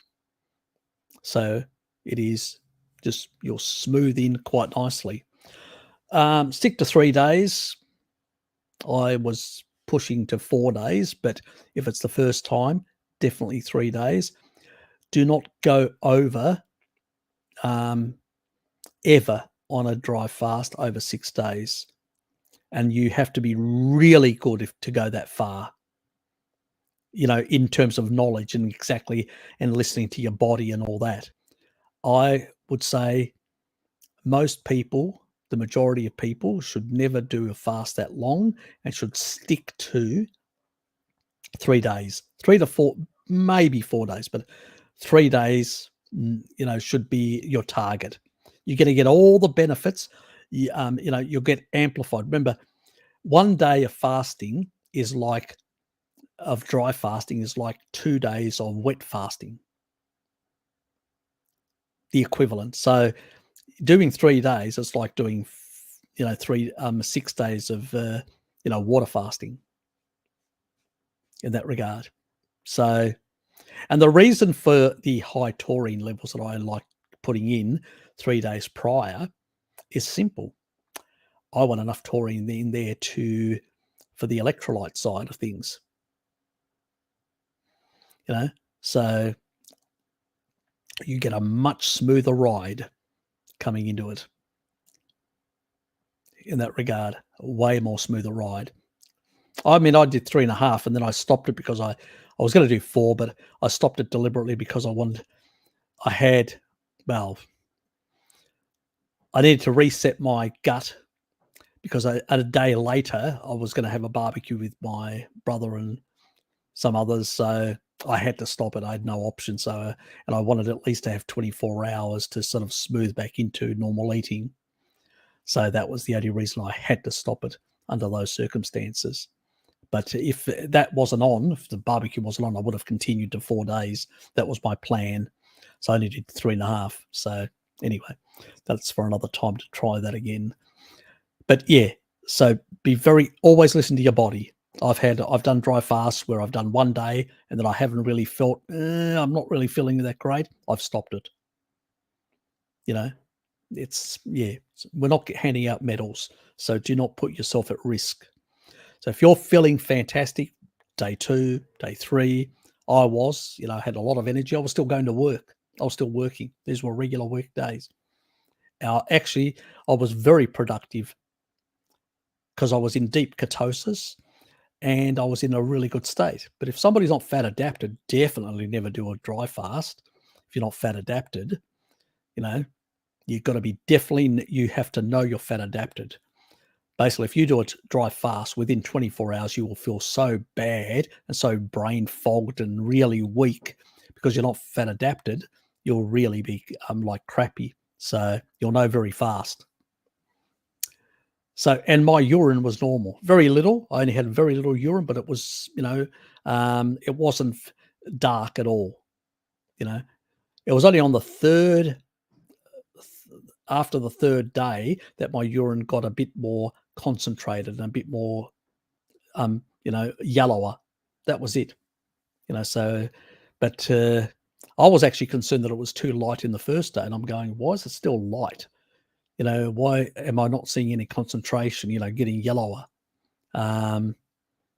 So, because I did have some low deuterium water before that, and I'm going, it's probably the water that probably affected the first day and, sort of still having a diluting effect on the second day. And so maybe I was thinking that's the reason behind it.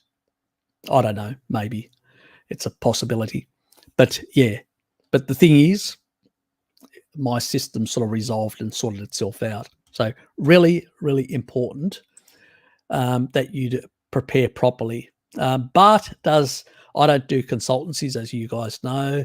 Bart does do consultancies. And if you want to basically biohack properly, the actual physiologically, and the type of, because he can tell you whether you can do what sort of exercises and all sorts. Because remember, he does have advanced degree academic qualifications in sports physiology, but really is smart on all this sort of stuff. I've learned a lot about sports physiology from Bart, about how the energy system works within the muscles, the 3 cogs that he calls it, all this sort of stuff. And looked at some of his studies as well. So he understands physiology really well as a top academic. So if you want, consult with him, and he can guide you properly when it comes to these sort of things. So if you want to play around with it. So Lukey's gone. I think his internet fell out or something along those lines. So hopefully we get him back. If we don't, there's a next fortnight. Oh, he's back. I'm back. The audio decided to go away for no reason. Oh, remember I did that once, and Tracy goes, "Oh God, Harry, amateur time," when I accidentally kicked myself out. That was funny, actually. It was. I can't deny it. Yeah, that was very amateurish. Anyway, let's move on. Had a bit of a breakthrough recently. Up until now, meat with too much fat was sending me to the toilet a week ago. Had an episode that I almost certain was now the cleaning out of the gallbladder sludge. Yes. Yes. Definitely gallbladder issues will cause a lot of these sort of issues of constipation, diarrhea, and all these sort of things. Flipping, flopping. Yeah. Can be. Yeah. Oh, look, KL, it's good. So I know you've been using taurine as well, and that helps in emulsifying and clearing out a lot of the, the gallbladder, the sludge and stuff like that, and properly building proper bile. And so it can actually be recovered at the bottom of the small intestine properly. And it also improves the FXR sort of enzyme regulation, which helps with that recovery and recycling of the bile acids, which is very important. No, that's good news. If things are improving, you're clearing out the sludge and stuff like that. Yeah, it took me a while. Sometimes other people resolve it faster. Others, it takes a bit longer. You've got to be patient. It is a hassle, but you've got to be patient. Yeah, you really have to be patient, because like myself, even 6 months into carnivore, I was still having like random constipation sometimes. It was mostly okay, but I'd be constipated sometimes. And it was getting better and better slowly. But then when I started supplementing taurine, I was getting like a lot of bloating, and it was really weird. I probably had some sludge as well, and I also went through Exactly. a gut shift as well. Yeah, So yeah. yeah, And it takes a takes while time. to, Yeah. yeah. And now, things have settled down for you. Yep. It takes time to transition, like all Mhm. these things. It's like when you put animal foods in, your eggs and stuff like that. They've got nutrients, but they're also, your body's going to interact in a certain way until things normalize and, settle themselves out. It's just that sort of transition time. A lot of us have been doing a lot of things inappropriately, unfortunately. Here's me drinking coffee. I enjoy it. Yes, I know it's a toxin, but I enjoy it. And I my don't. liver can clear this toxin out 4 times faster than other people. I've got the genetics for it. So Uh, I will enjoy my toxin.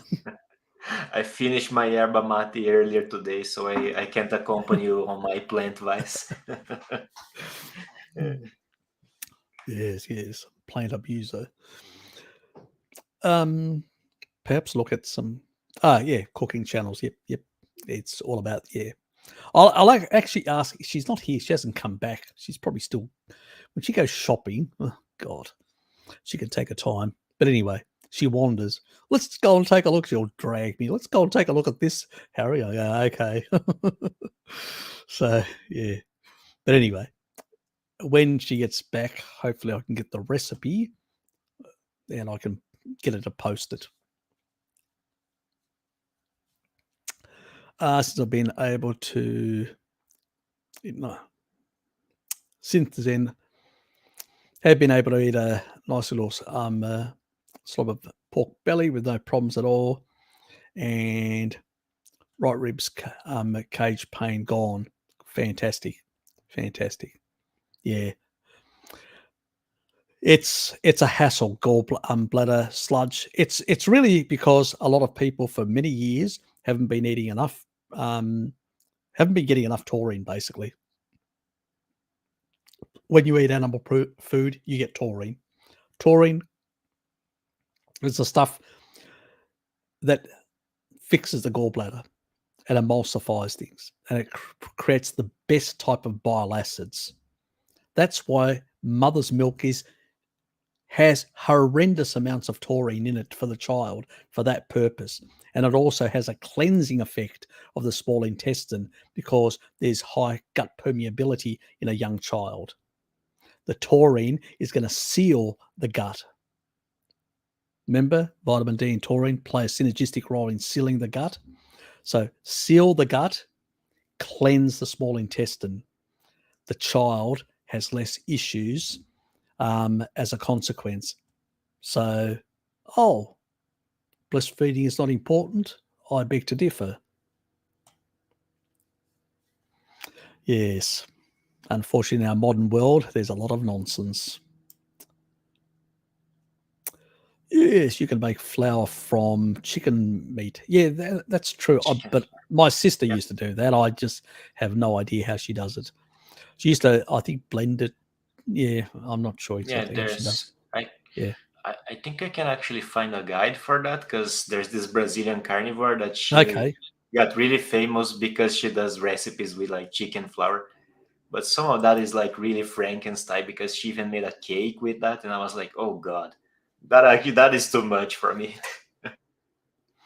Should fasting, first of all, you shouldn't be drinking DDW 25. That's far too low. Yes, biological range is at least 80. Yes, you should be at least 85 plus. You should, if you're a healthy individual, you should stick to around 100 to 120 or 100, the 130 is the top end, but around that level. You should not be drinking DDW 25. It's far too low. And, we still need some level of deuterium because it does play an important growth purpose in the body. So we can't be continuously catabolic. We need to be also have some anabolism. We need to swing between catabolism and anabolism. That's how our bodies work properly. So, if you're using that in a diluted way with other stuff, fine. If you're using it as a short term, you should have, for any health reasons. I've always said do not go that low. Dogs are a bit different because they can accumulate much higher levels of deuterium much more rapidly. It's just their inability. They're not designed. Dogs and cats are not designed to basically deal with carbohydrates.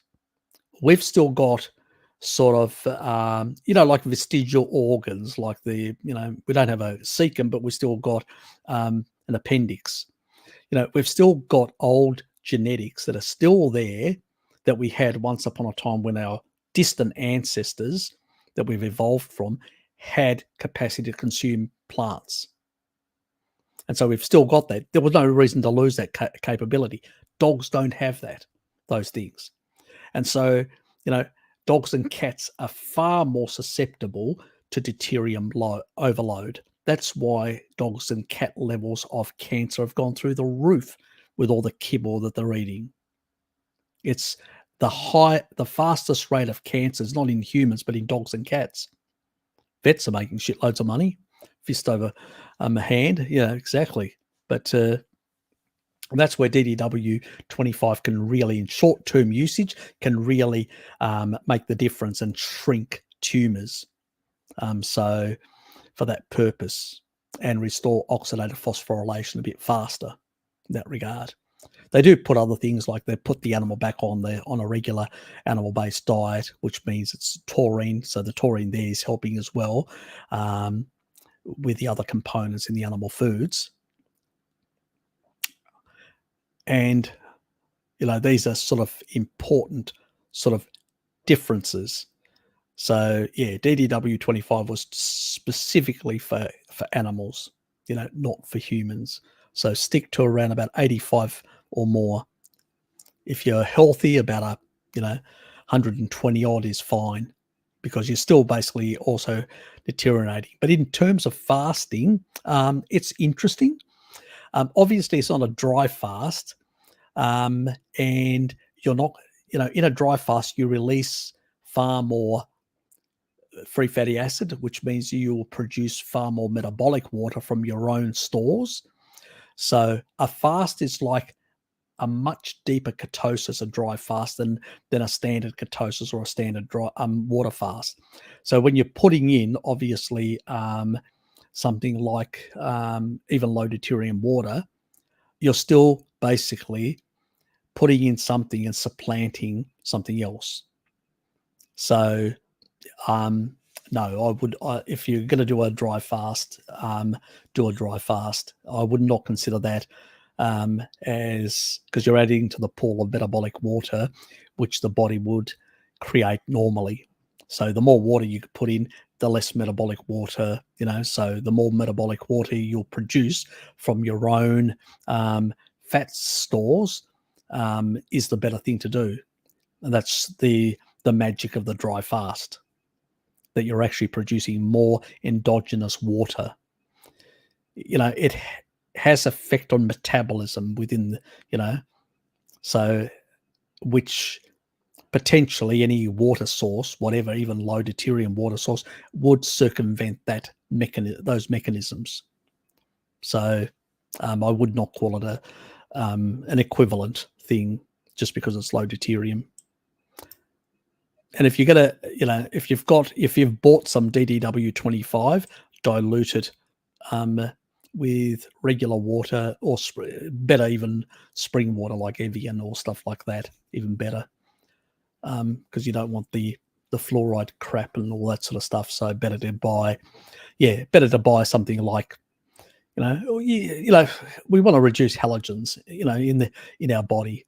Not a good thing for your thyroid and things like that. So as Lukey would know. So basically consider Evian water to dilute it down to around about 100. So that's 100. In Evian water, there's about 146 parts per million. So work out the dilution of the stuff you do, so you can get around about 100 or 85 if you've got cancer, that is, an active cancer. And if that, then don't forget upping your taurine.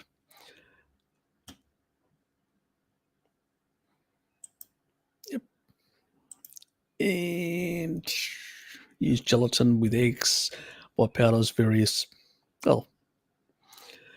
powders that are generally carnivore to make. Okay. So I suspect Nelly is either somebody on the interwebs or your partner that uses these sort of things. I know my sister uses. She used to buy at what is it called? Spice World in Hobart. She used to buy some gelatins. They have a whole lot of varieties of gelatins. She used to get, and she used to combine with egg whites and stuff like that. As I said, she's really good at that sort of stuff. I'm not. I just don't have the knack for it, or probably the patience, to be more precise.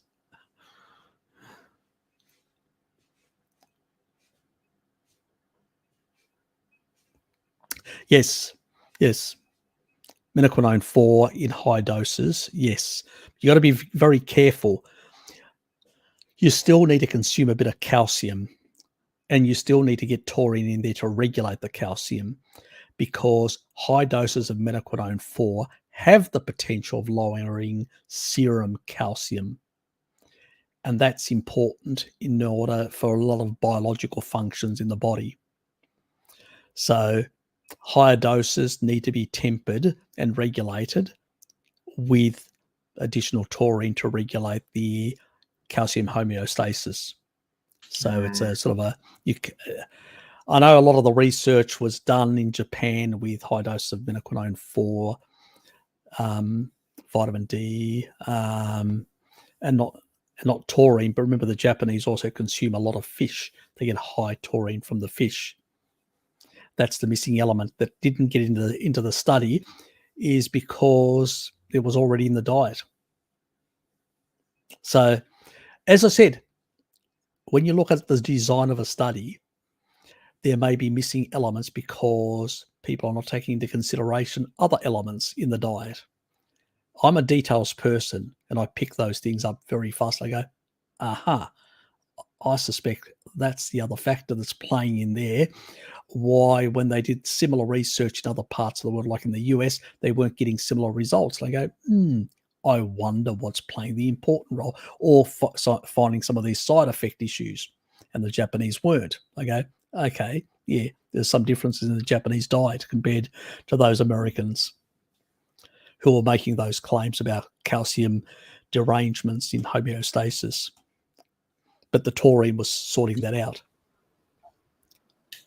But also they wanted to argue against, because they were also supplement makers of MK7. So there could have been politics behind fabricated studies.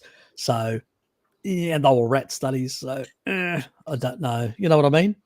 We don't have enough research. But as I say, we don't want to take risks, and so approach it in a way that is more closer to ancestral approach. But Harry, so if someone wants to do a K2 protocol, but they don't tolerate very well, what do you recommend as a calcium source? There are good calcium sources, good mineral sources in a lot of the seafood. So you'll find in mussels, and particular mussels are really good for a number of these. There are a number of crustaceans that have got certain levels of calcium because they have in different parts of their, like even prawns, they've got calcium in their skeleton. As long as you don't take the skin off and throw it away and you eat that, you're going to get calcium. Sardines, another source of calcium in their bones. So there are ways of getting stuff like that. I like to tease, mate. I like to tease when it comes to repeat destruction. Always like to tease. We'll chat after. So let's keep it under the belt, so to speak, and not say too much about it.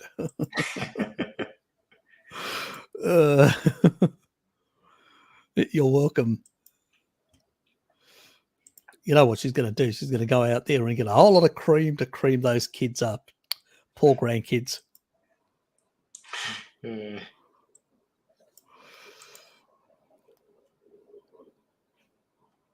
It's past Loki's bedtime.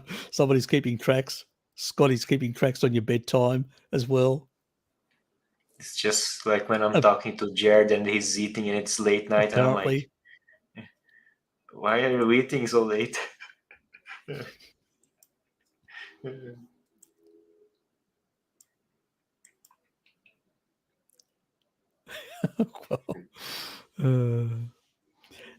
What do we say, Scotty? Get it right. It's not taurine. It's taurine is my channel makes is the case for meat, seafood and meat, because that's the source, the natural source. Now we take a bit more, and the reason for that is because we haven't been living ancestrally and we've done plenty of damage to ourselves, and so we need to reduce fibrosis, and taurine does that. You know, a lot of us have got, like, how do you think I got rid of my heart fibrosis? But if I was ancestral, I could do with the 2 grams or 3 grams that I got from an ancestral diet, and I would not have any fibrosis. But I did an appropriate thing, so I got fibrosis. Now, the only way is to go higher on the doses. So, luckily, our bodies are able to upregulate enzymes to take advantage of that. Now, if they couldn't, that extra would be a waste of time and you wouldn't be able to fix the problem. And that would be sad if that was the case. Luckily, the body seems to basically be able to upregulate this. And I suspect that even ancestral people would have sustained some damage here or there occasionally, and they would have needed to upregulate these enzymatic pathways to use the TORT or taurine transporter. And so seems to, I don't know what the limit on TORT transporter is, because that's what the enzyme's called, TAUT. So I have no idea what the actual limit is, how much the body can produce. I mean, rats seem to be, like they give them equivalent in some of the rats studies up to well over, I remember rat study was 35 grams equivalent for somebody, like a 70 kilo person or 154 pound person. The rat was being given 35 grams. And it was, there was a number of really, the rats were deliberately given all sorts of nasty, whether it was cancer or whether it was basically, like damaging some of their organs severely, deliberately damaging their lungs or their heart muscle, or giving them these mega doses. And, in a couple of weeks, which is, in a couple of months, which is like a couple of years for us on such mega doses, it was resolving all these really severe, because you can't do this sort of severe damage to a human to do the experiment. You can do it to a rat. And it was just, I've shown a few things like that. You've probably seen some of the studies, and it was just, where these animals are crippled completely and then they resolve with taurine, it fixes their severe damage or stuff like that. And it's really because it fixes this, all these derangements in collagen, or the sort of because it has this it corrects misfolded proteins. And we know aging of tissue has a lot to do with misfolded proteins. So if you can fold proteins correctly and reset cellular structures back to their, and also protects the outer membrane of the cell itself. Taurine actually protects it from being damaged. And by doing that, it's, let alone, so every cell in the body in combination, it constitutes certain things. And it really resolves horrendous sort of collagen related issues in the body, which most of our body is made of collagen anyway, bones, muscles, there's heaps all over in the musculoskeletal, and so it's, or derangements in certain organs that need to be fixed. And so it has this sort of really master regulator role and master repairer role, but at the same time, I don't know what the limits are. Nobody does. None of us have done experiments, and there are no experiments in humans. Like, most research is at much lower levels. So that's why the recommendation is that you can go anywhere, research shows, between 3 and 6 grams. And even that actually shows resolution of all sorts of conditions, whether it's, I've seen in macular degeneration, in, injuries, sports injuries, and all sorts of things, in things like strokes, preventing people who have strokes from having a second stroke, or even having further damage, reducing their level of damage from after a stroke, protecting the heart from blood perfusion. So if you've got high taurine levels in your system, you have a heart attack, the blood, you get like sort of blood perfusion back in, because initially it becomes a bit hypoxic, and when the blood comes back in, the high levels of oxygen that are coming back in create a lot of ROS, a lot of inflammatory, a lot of reactive oxygen species, and a lot of inflammation, that can do damage to the heart. But taurine can mitigate that. So where the threshold is, I have no idea. There are some people with some genetics, and this has to be said, that have basically got an issue where they bioaccumulate sulfur and they can't clear it out. It's basically an issue that some people that have got the MTHFR, which is the methylation pathways and all that. But if they actually, remember, you get enough riboflavin because you get enough meat, you'll get enough riboflavin to sort out that pathway. Remember, I did a video ages ago. Now, what is it, 2+ years or whatever, maybe even 3 years. But anyway, and that was basically one of my earliest videos on how to correct MTHFR by just eating meat and getting more riboflavin, which corrected that. So that was a non-issue. But there's a couple of other pathways as well. And choline is another important with these people that have got this problem. Extra choline can actually methylate away excess sulfur. So that can play a role as well. But that's a small minority of people that have those sort of conditions, those sort of genetics. But they do exist. We have to be, you need to be able to clear it out of your kidneys. If you're not clearing it out of your kidneys, it's bioaccumulating, then it could be a problem. But for a very small amount, they'll know it because they just won't feel really good. Their skin will become really, they'll have like really, what do you call it? When you get too much sulfur in your body, let alone you'll start having a bit of a slight change in the smell of things and all like that, where you've got sulfur accumulation. You have that like bad egg type taste or whatever, and also you'll get it's like a when your skin becomes all like gets sensitized type thing.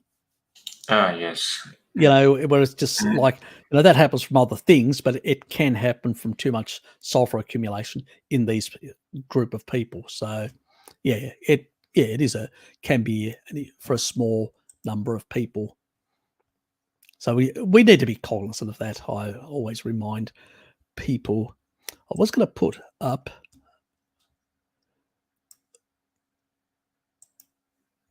this as well earlier. So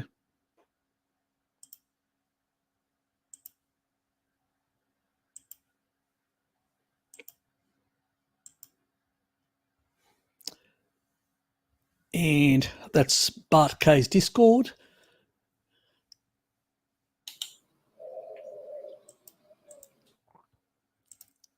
And I'll put it back into the chat. So there it is for people to be able to see. So just keep that in mind. So if you want to go there for a bit of a chat. And Tracy put this up as well. So it's some chewable so this is a keto bread or along those lines.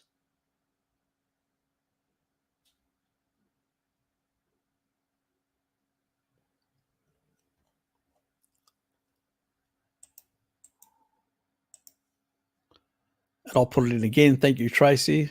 I'll just put it in to be at the bottom of so it's obvious for everyone. They don't have to search for it.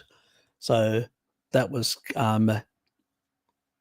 Carnivore Tracy. She actually put that, or Carnivore Witch Tracy to be, Carnivorous Witch Tracy to be more precise. But yeah, she put that up. So if people want to get the info from there, that's where it is. So thanks, Tracy. Appreciate it.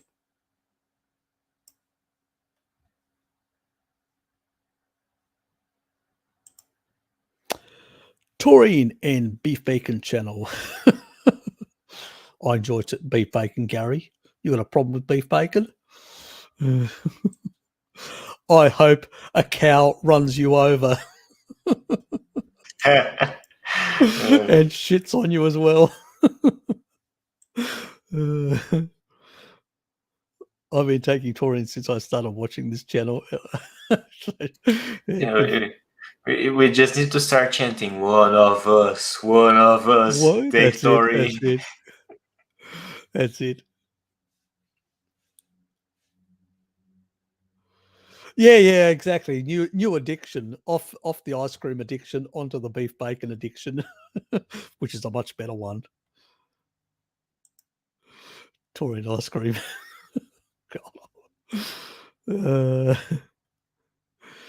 Yes. That would be a combo. Extra taurine.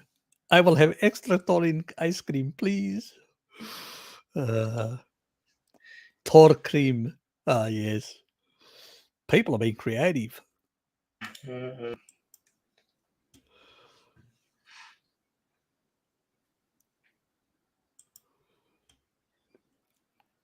Harry's cream.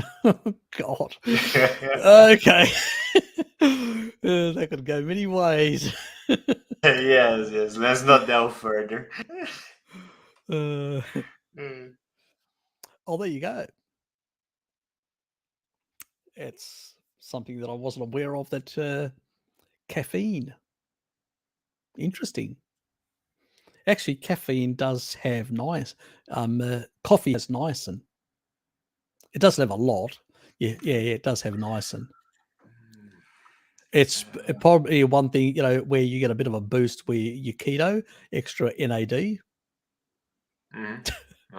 Yeah, it's probably coming from that effect of the coffee that everybody sort of, that's a side issue. But yeah, taking it out. So maybe, but obviously caffeine is a different, separate thing. Obviously, some people can have sensitivity to caffeine. And I'm not really, I haven't looked into rosacea and caffeine. But if you've had that effect, Tracy, that's interesting. So anyway, I can't research everything. Yeah. Look, Harry, I've heard in the past that But thanks, Tracy. Caffeine can deplete thiamine. Yeah, that's true. But if you're eating an animal-based diet, it should, in the general veganerized community or the, sad dieter community, yes.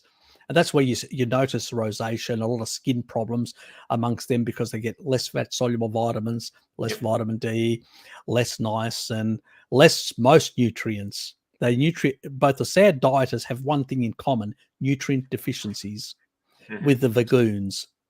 But the difference is, the only difference between them is, especially on the traditional vagoons, is the Randall cycle-activation, where the current vagoons that have, junk food 2.0 vagoonerized, Beyond Meat and all that sort of crap, they are definitely, like the sad dieters, both engaging the Randall cycle and increasing their deficiency levels as well.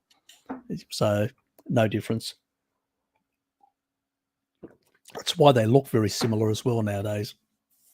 Just have to look at vegan, Richard Burgess, the old vegan gains. He's, gone down the sad dieter approach, but in a vagoonerized version.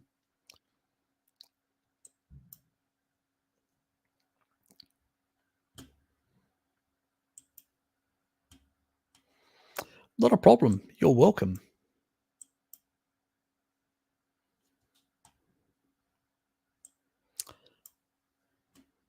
Alzheimer's is said to be type 3 diabetes. Yes. Well, that's the sort of way they describe it. But it's really at the it's let me put it this way. It's really an energy deficit. So plenty of sugar getting in there. The problem is it's being used as a growth pathway, because what's happening in the actual mitochondria is you're getting this sort of reverse Krebs cycle that's happening. You'll find out more about it as I do a video later on, but Alzheimer's, dementia, cancer, senescence, all these things have all this commonality. It's just being differently affected. Yeah, they're unable. It's not that they're unable to use glucose. Even if you threw in taurine to force it from pyruvate down into the Krebs cycle, it would still be used as, in the reverse state, it would still be used as a growth factor rather than engaging energy production. So you basically would end up, because you're pushing it, you're not going through like NADH. So you're not using hydrogen, so to push it through to produce metabolic water with oxygen to basically generate the sort of stuff that you need to basically, produce ATP. You're basically pushing it the other way, which means that you're dragging from the cytosol, you're dragging hydrogen in, and you're combining it with something that I'll talk about later. And that's the part, the repeat stuff. And then you're basically pushing it into growth pathways. And so you're really undermining energy production. And that's this derangement of damaging the mitochondria in the, the neurons, so you're actually damaging the mitochondria in the neurons. And so as a consequence, they don't work properly anymore. So, because basically, otherwise, if they did, they'd be producing ATP, but they don't. So this is the part where even Krebs himself, that didn't understand it properly or didn't explain it. He actually never explained it, to be honest. He sort of on a passing, but never mentioned it, but never explained it. That was one thing. And nobody knows why he never explained it. So it's still a mystery to this day. Maybe he thought it was too controversial. Sometimes scientists do, and they go, I don't want to seem like a crackpot. Nobody's going to believe that. I'm not going to talk about it. And they take it to their grave, which is unfortunate. And then on the other side, which is just the way it goes, unfortunately, Warburg also didn't understand this. And so, I mean, some of the keto doctors now that are looking like Seafried, that looks into like the mitochondria, if the mitochondria damaged, it's really this issue that I'll be talking about. It's really this issue. He doesn't understand it either. It's this issue that actually then signals the cell to upregulate oncogenes. So he's got it right because he's all focused on the mitochondria. And, and this is where Bart has sort of disagreed with, he goes, well, you can't ignore the oncogenes, still the oncogenes sort of are what initiate. Yes, but there is something else that is happening in the actual matrix of the mitochondria in order for that signaling to happen before that signaling happens. And that's the sort of stuff that I'm understanding now, and I'll bring to you guys. So, that's the sort of revelation that I've had, or nobody's put it together in that proper way. Just unfortunately, that hasn't happened. I wish it had, but it hasn't. Well, then gave me an opportunity to come up with it. Yes. Tracy's having fun. Cal SHIT for B12. Yeah, they love it, the Vagoons. They love it, Tracy. What's wrong with you? Apparently it's good stuff, they say. They do the ape thing, the chimp thing, or to be more precise, the gorilla. They like their SHIT. Wasn't there a study where they gave like pills made from fecal matter to vegans and it improved their B12 status? I think I've seen that somewhere. I think it did. Yeah, it's funny. Yeah, that's your vegan B12 there. Forget all this sort of hyperinsulinemia.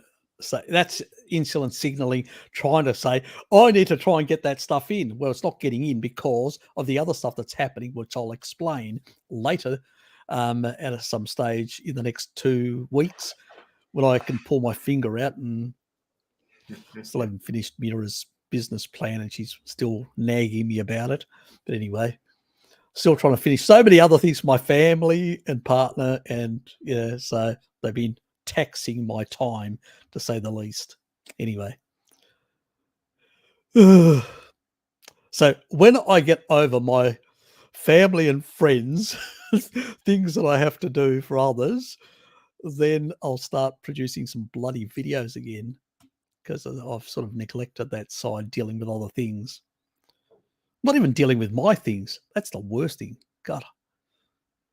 Burning burning at both ends, so as they say.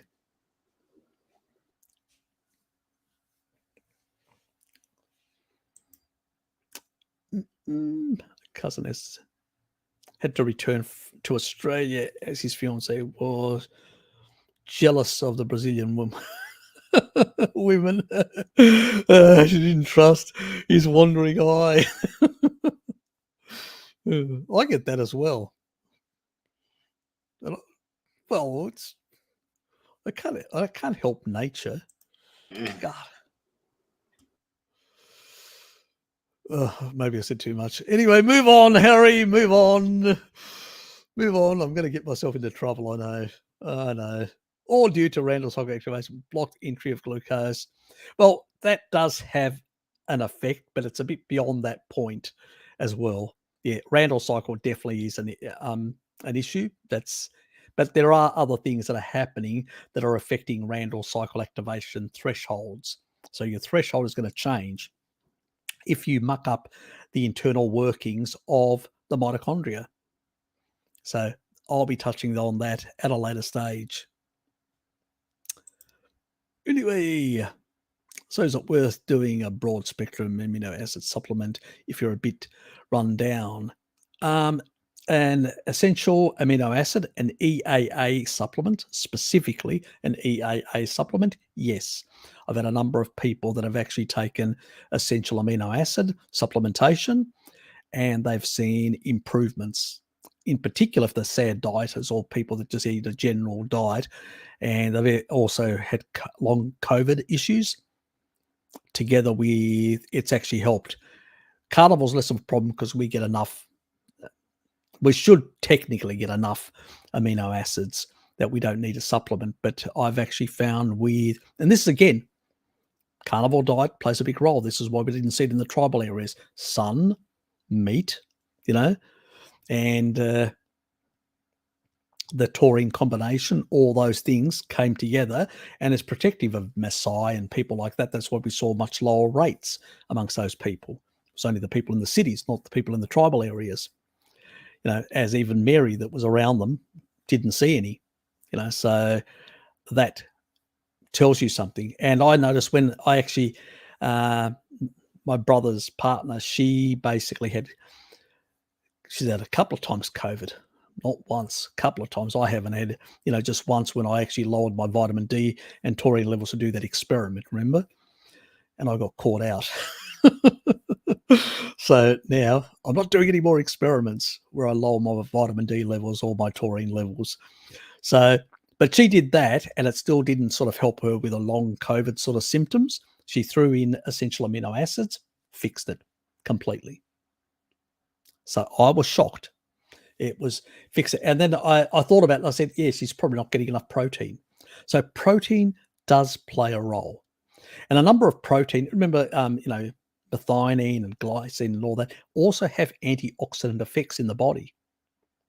And if you're not eating enough meat to get methionine and glycine and cysteine, cysteine and not glycine, cysteine and methionine and taurine have a lot of antioxidant effects and play a role in methylation as well, but also have antioxidant effects.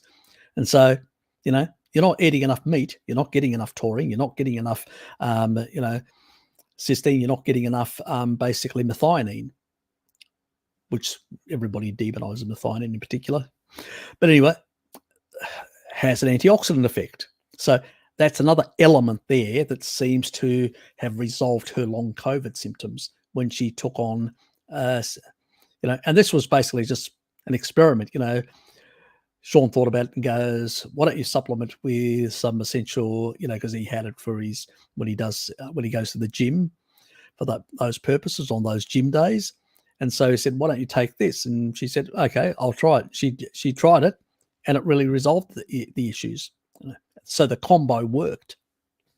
So yes, I would say, yeah, it would help definitely, and the uptake would be much higher as well because it's in a powdered form, so you'd have much higher uptake. But the utilization would still be slightly lower than regular food. That's just the nature of the thing. But then again, it can be used for other purposes. He's in the evening. I know he's your favorite. God. I feel jealous of myself, my evening self.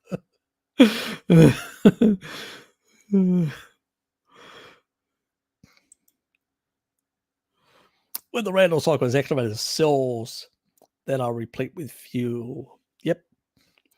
And the blood is flooded with excess sugar and or fat. Why then do people still get hungry? Because you've got a blockade, and there is, so once that clearing, you've actually got like a delay in the reactivation of those receptor sites to take in nutrients. And so you can basically engage a Randall cycle for a number of hours, for quite a few hours in some cases. And actually, in some people, eating constantly up to 3 days, depending on the cell types and all that. And what happens is those cells starve because, this over blockade effect hasn't been disengaged, because what's happening is you're getting these signals that going, too much energy in the bloodstream, too much energy in the bloodstream, get rid of it.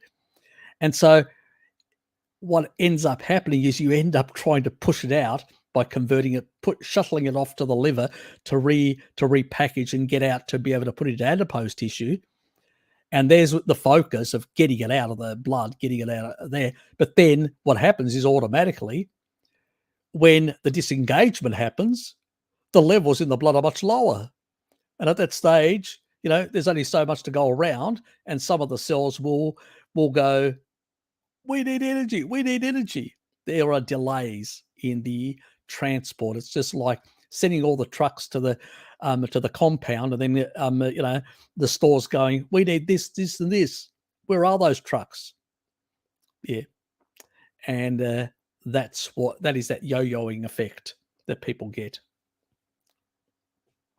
And the hunger only lasts for a certain amount of time as well. It's not like a constant thing, but most people then just succumb to it and then stuff something else down their throat, and will re-engage the Randall cycle in some tissues, and some tissues that it need in it will take stuff up until they get overloaded as well at some point.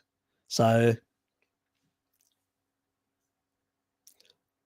that's why we call it, the engagement is an on-off switch when you get to excess, but then the throughout the whole body, it's a gradient, and it varies the sort of level of activation, or you could say even what we call insulin signaling, because that's really, this insulin resistance. I used to believe in that as well, but like Bart, it's sort of over signaling that's actually happening. It's not basically resistance to insulin. It's a signaling thing going, sort of going, we need to get this stuff out. And then eventually what happens is, because of that over signaling, it gets shuttled to the liver, and the liver doesn't really want to take that in, because, taking so much energy in creates a lot of oxidative stress to the liver as well to deal with it. So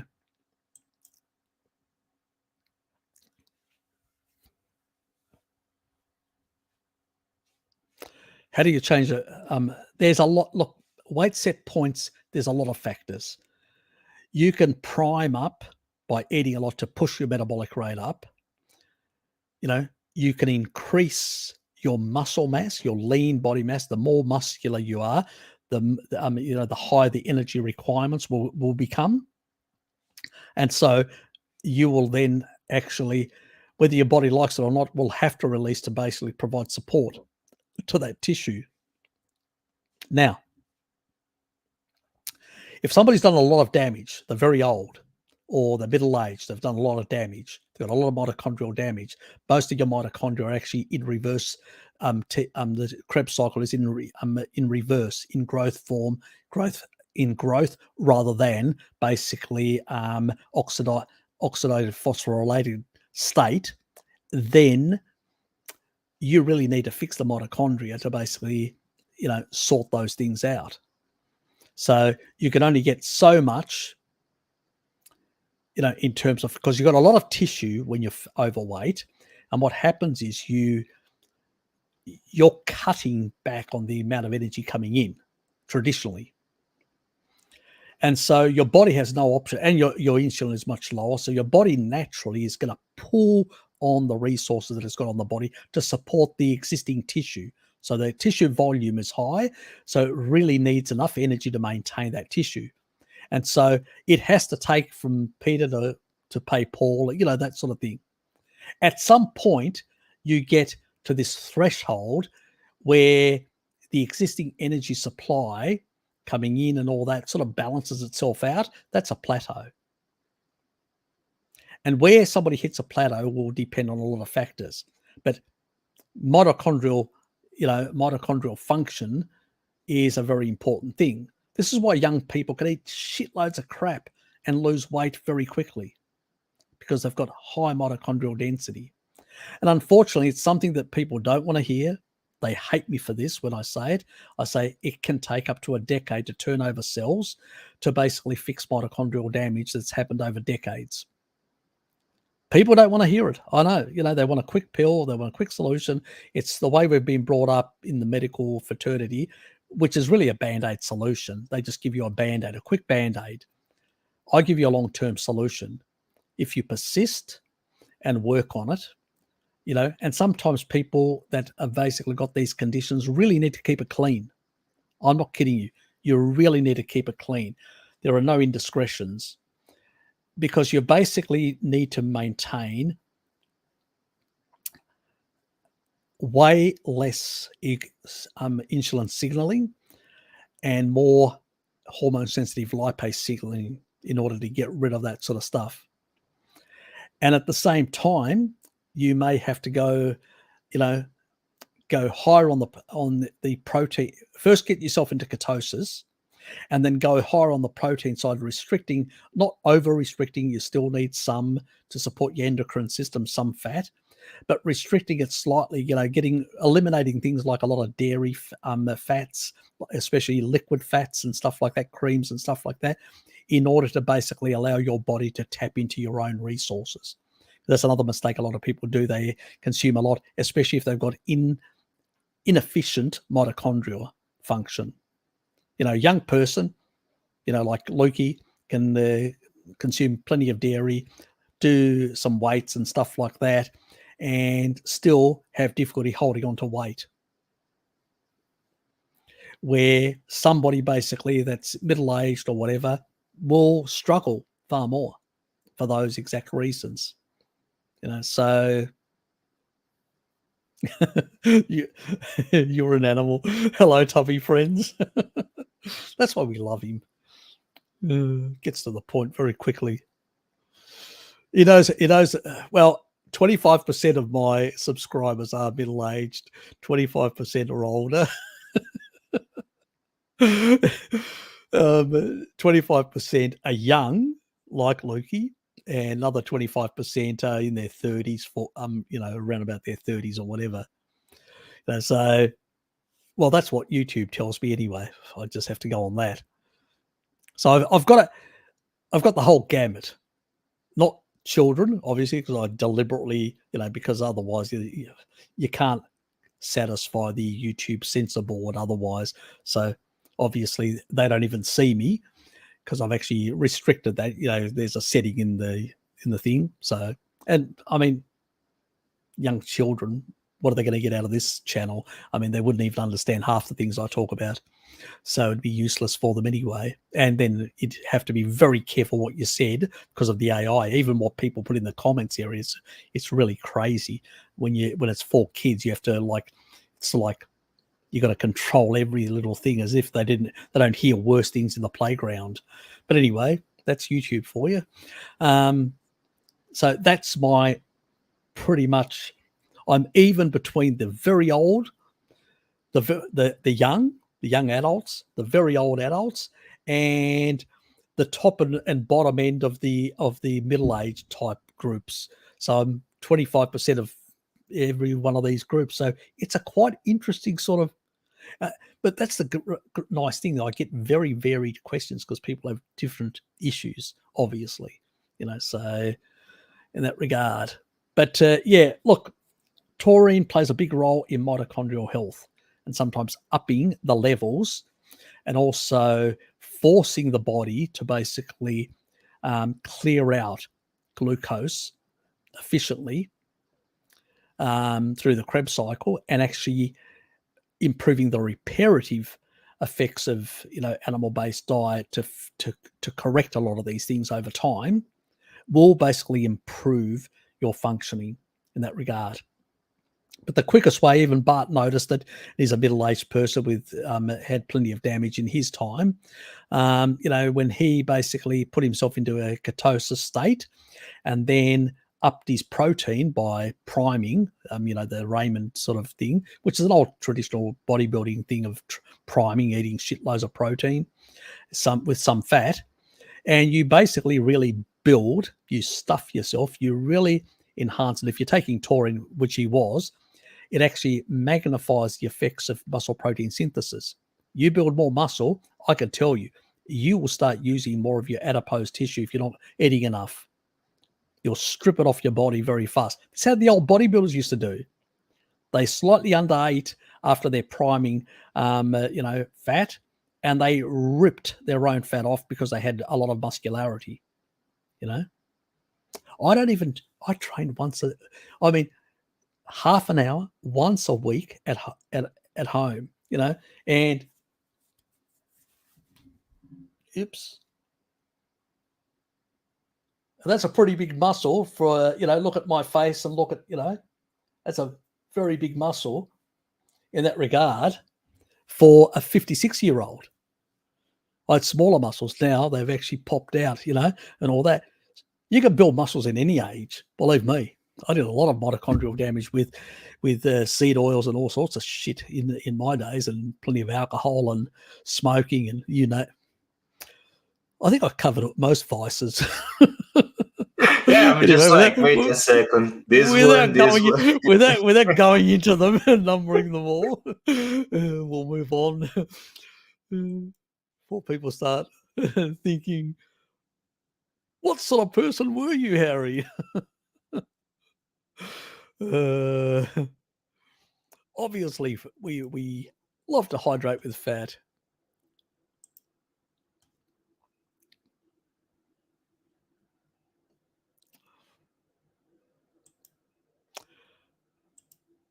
Yes. She can't help herself. She cannot help herself. It took me a while. It took me a while to understand that.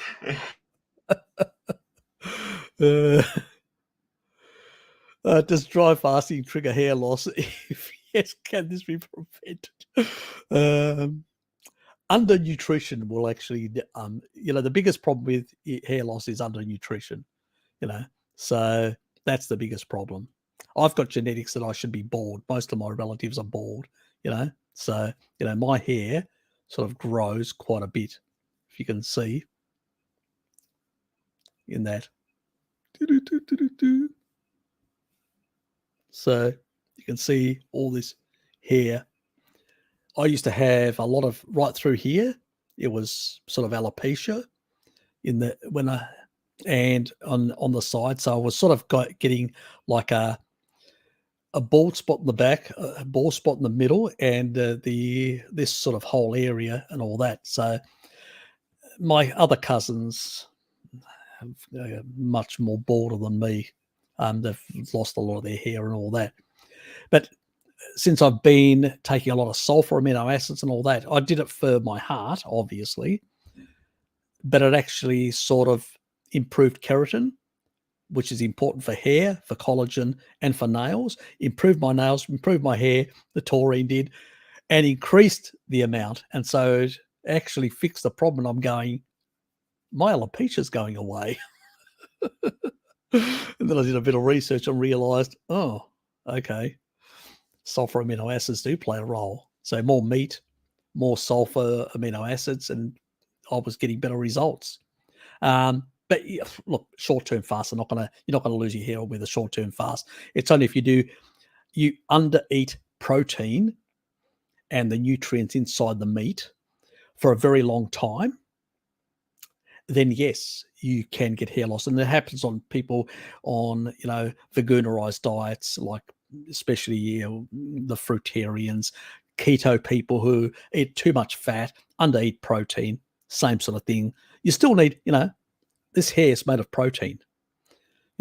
Remember, hair is made of collagen. What is collagen? It's protein. Bones, mineralized protein. That's skin protein. Collagen again, protein. So if you're not eating protein, how are you going to build these structures, maintain these structures, or whatever else? That's where the issue. But short-term fasting or dry fasting is going to do much damage in that regard. We're talking about long periods of time of, undernourishing yourself with, be protein deficient for a very long time. That's what's going to cause problems. Yes, keratin, protein. Yeah, Tracy. Keratin equals protein, she meant to say, I think. Anyway. And taurine, sulfur, amino acids. Or getting Greek yogurt seems to help my gut. Yep, because it's got certain lactobacillus strains which people are missing. Oh, is she here? I didn't even see her. Where did she appear? Did I go right past her? No, she's not. Okay. Oh, you're just saying hi to her. Oh, she'll see it after. Yep. Okay. What causes gout? It's a derangement in the urea cycle. Actually, urea is actually also linked up and regulated by the Krebs cycle. So, yeah. And it's usually fructose that actually interferes with the proper functioning of the mitochondria. We know that it actually causes problems at the mitochondrial level, fructose. And as a consequence, it also causes problems with increasing the amount of, this sort of problem. Most people that are on a carnivore diet, whether they're an Inuit, whether they're a Maasai, they don't have gout. Gout, people back in the 50s and 60s, where their diet was 2/3 animal food and 1/3 didn't have gout. It's a modern disease, modern affliction, and it's due to engaging the Randle cycle, one thing, but also excess fructose in the diet is what is causing this problem, excess fructose. So unfortunately, people now consume all year round fructose. They can't get away from it. We have fruit all year round rather than seasonal. We have basically, so we've got fruit all year round rather than seasonal. We've got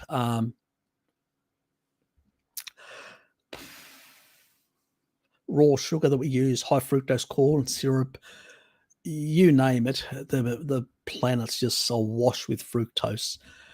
Every single fast food chain, even some of the dressings for salad dressings, they've got fructose in them.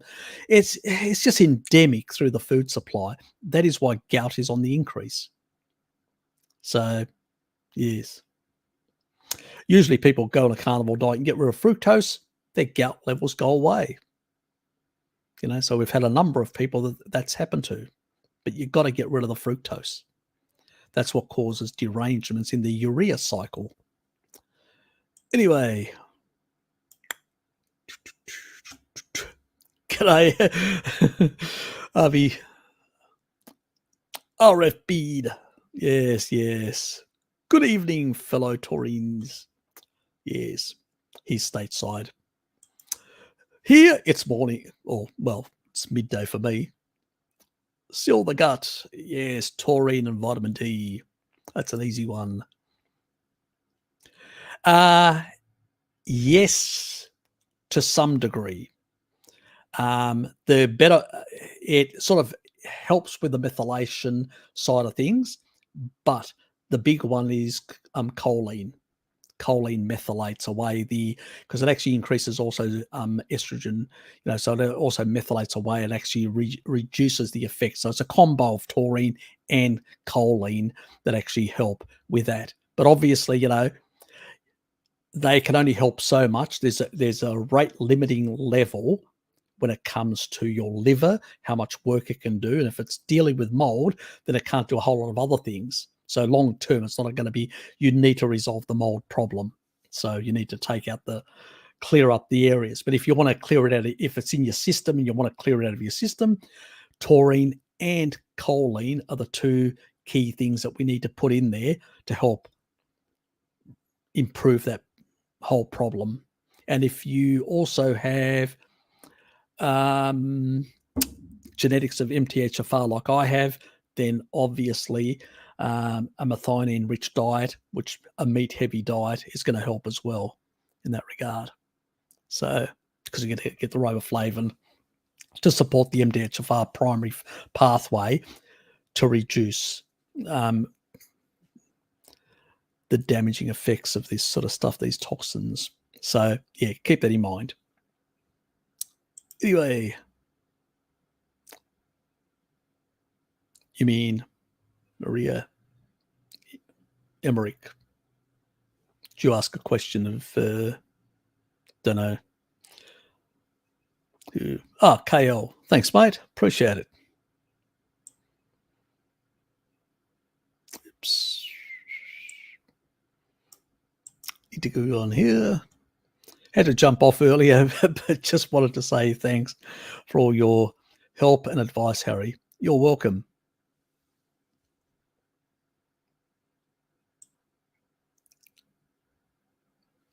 And they're Australian dollars, so they're not even affected by exchange rates. Thanks, mate. Oops.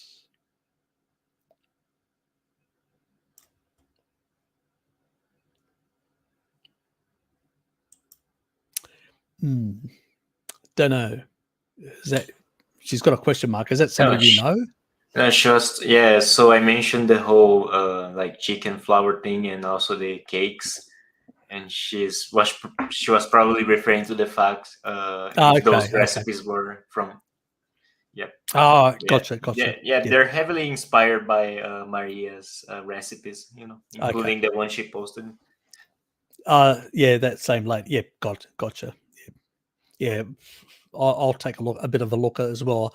I'll probably send it to my younger sister, because she likes this sort of stuff. Yeah, just like you, Harry. Some of that stuff is a bit too much for me, but it is interesting nonetheless. Yeah, on the occasion, having something like that, or especially if you've got kids, obviously, it's a better alternative, to some of the crap that's out there.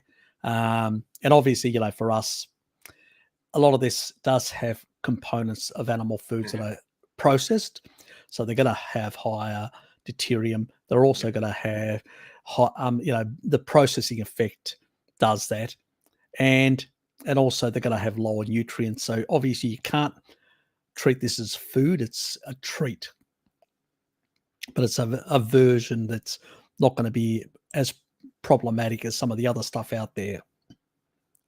But yeah.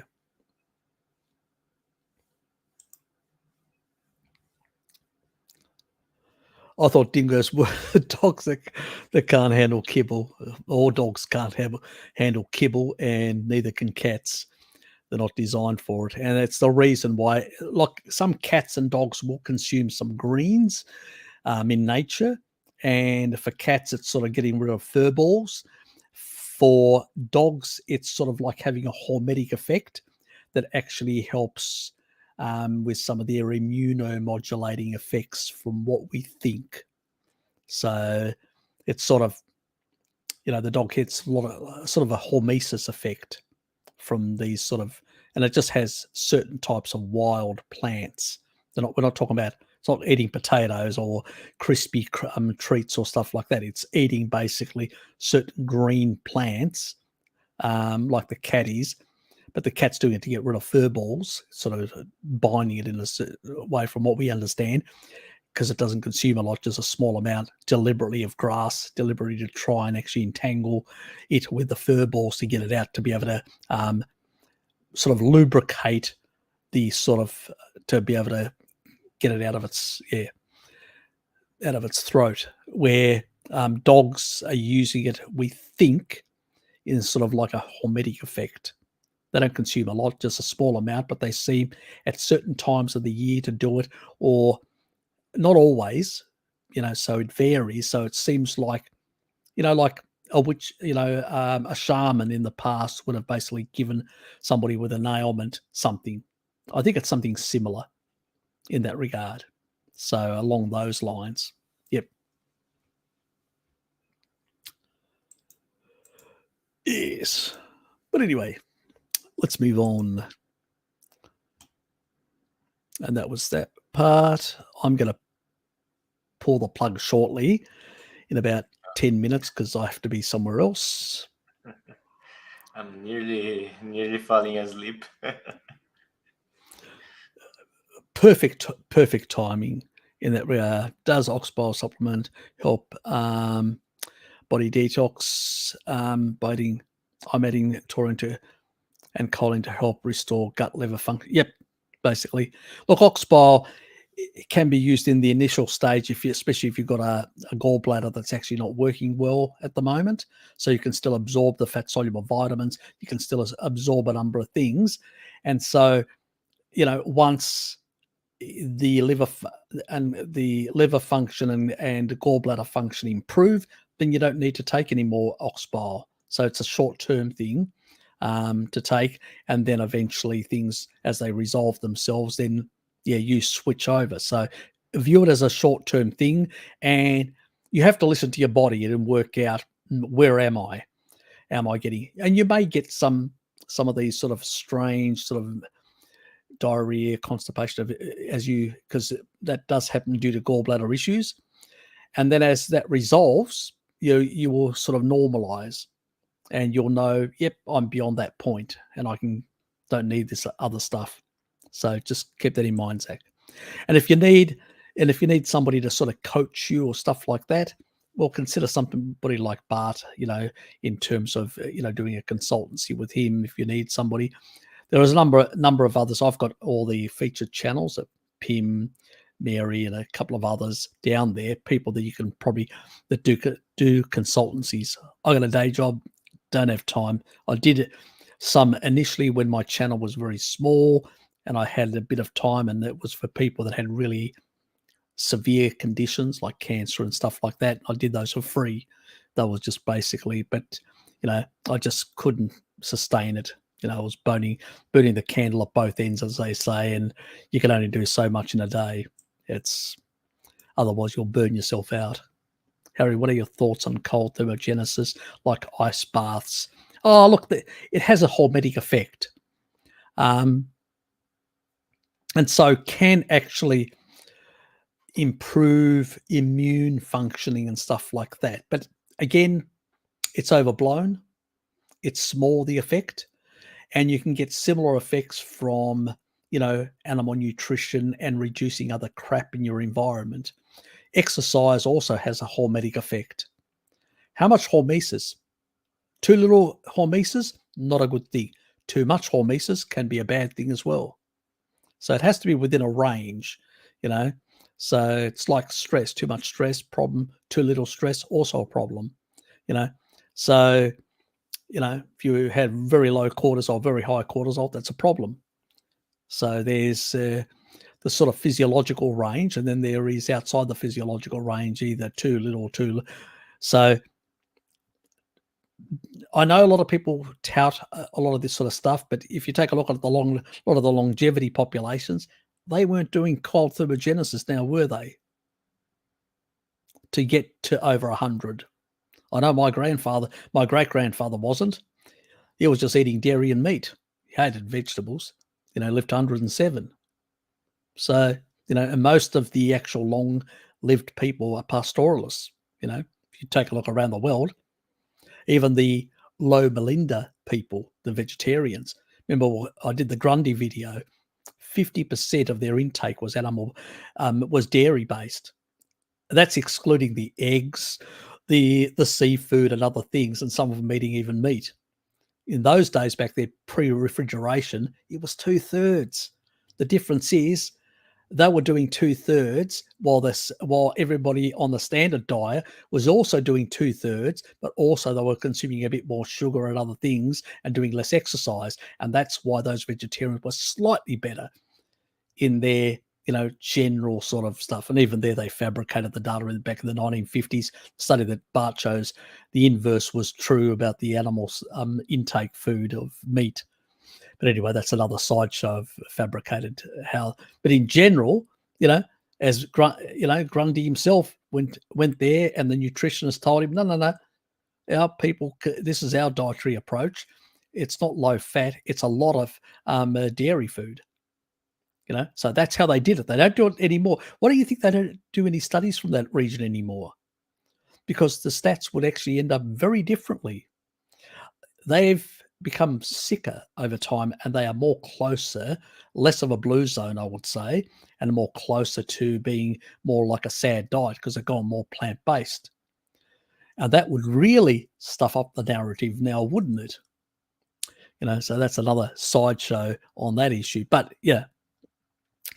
But the key focus is that let's not go too crazy on all these hormesis things. People just, yeah. Look, I did basically. I've done ice baths. If you've got an underlying cardiovascular disease or underlying certain conditions, it may not be a good idea. It can be a shock to the system, and there have been incidents of people having heart attacks or other strange symptoms. So it's not something I recommend to people, because some threshold, stress threshold, they could be under a lot of other stresses and all that. That extra stress just pushed them over the barrel, and they had underlying conditions. Obviously, some of these people weren't on a carnivore diet, but still, I'm not saying that it's going to cause you that problem. No, that would be ridiculous. You're a healthy young person on a species appropriate diet. But do you really need to put yourself under this sort of level of stress? Go and do some exercise. That will have the same level of hormesis, and it's not as bad as shivering. I did it a couple of times, and I go, I'm over this. Yeah. I'm over this. And I go, oh, this is too cold. I think I managed just slightly over a minute. That was my best. Most of the time it was like 30 seconds and all that. So, oh, God, that was really hard. Getting over a minute. I know. My brother Kim, he actually was doing like 5 minutes. I go, you're freaking crazy. I know, 5 minutes under absolute cold bath. And we're not talking about like in a cold bath, under the shower, which is even worse because you're getting it intermittently. It's not continuous. Like in a cold bath, it's continuous. Showering is sort of intermittent. One moment, it's slightly less. It's hitting you in one place. It's slightly getting warmer, then getting cold again. It's like multiple assaults. I go, you're effing crazy. No, that's like that's a nightmare. Torture, exactly. That's like waterboarding. I'll take the waterboarding. Don't put me under the cold shower. I did do waterboarding. Even waterboarding is faster. It's just a hormetic effect. The CIA do it. Chinese do it. There are plenty of people out there that can do it for you. Just tell them you're an agent from another country. They'll do it for you. You'll get a lot of hormesis. I'm a Western spy. That's it. Please give me hormesis. Oh God. Yes. I have to laugh with these people, Zach. I mean, I hope you're giggling on the other side as well. Hope you don't take these two things too serious. It's not at your expense. It's just a whole sort of genre of these sort of things. It's, I had a lot of laughs with my brothers about, the craziness of some of this sort of stuff, Oh, let me go down there for a sec. Richard, thank you, mate. Thank you. Oops. All the way down to the bottom. Tenner minus extra exchange rate. YouTube tax, sir. Thanks, mate. He's doing the exchange rate and the other components to give you a proper tenner. YouTube takes about, there's a certain amount on the exchange rate. So he's thinking about all these things. Thanks, Richard. Oh, you got a TikTok there as well. God, I can imagine she's gonna get me into trouble. Tracy She has always more does. social media than I do. Oh God. Exactly.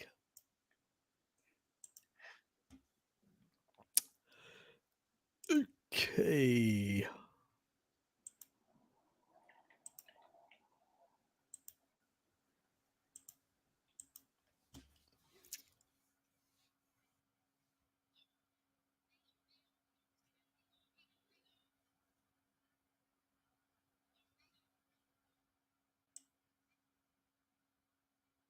Is that coming on? Do ba do ba do ba do ba do ba do ba do ba do. About time. Do ba do boo do. Oh, A boo ba do ba do boo boo ba do. A do ba do ba do ba do. A do ba do ba do do do. A do ba do ba do. A do ba do ba do. poor cat. I suspect they're your Yep. cats, Tracy. Those poor cats, what they've gone through. Here's your grass. Your hormesis. Here's your hormesis, cat. I've got a fur ball. It's not, No. Here's your hormesis.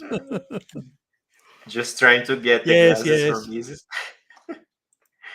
You can find me at the Eurasian thing. So I'm going to pull the plug. It's 2:00. Gotta go. So thanks everybody from being here. Appreciate it.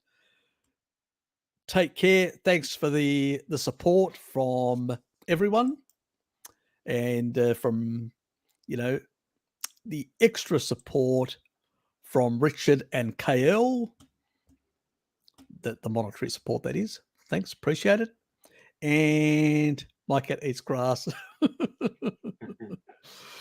Does she smoke it as well? I wouldn't be surprised with you. You're late.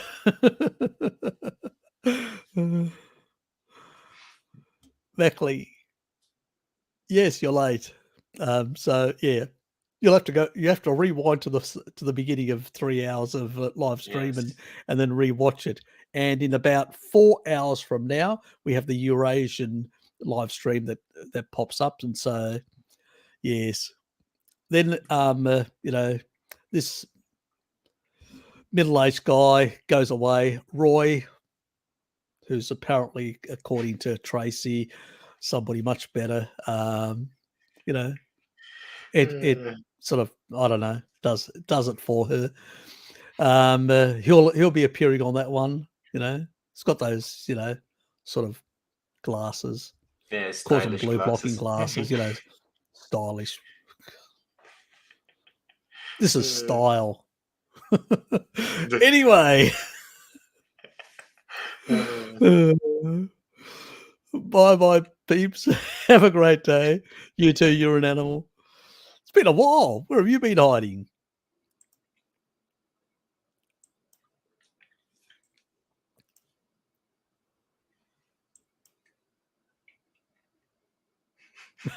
Late night romance with Roy.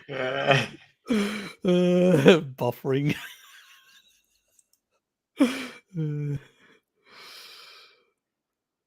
Anyway, We're out of here. Mhm. See yous.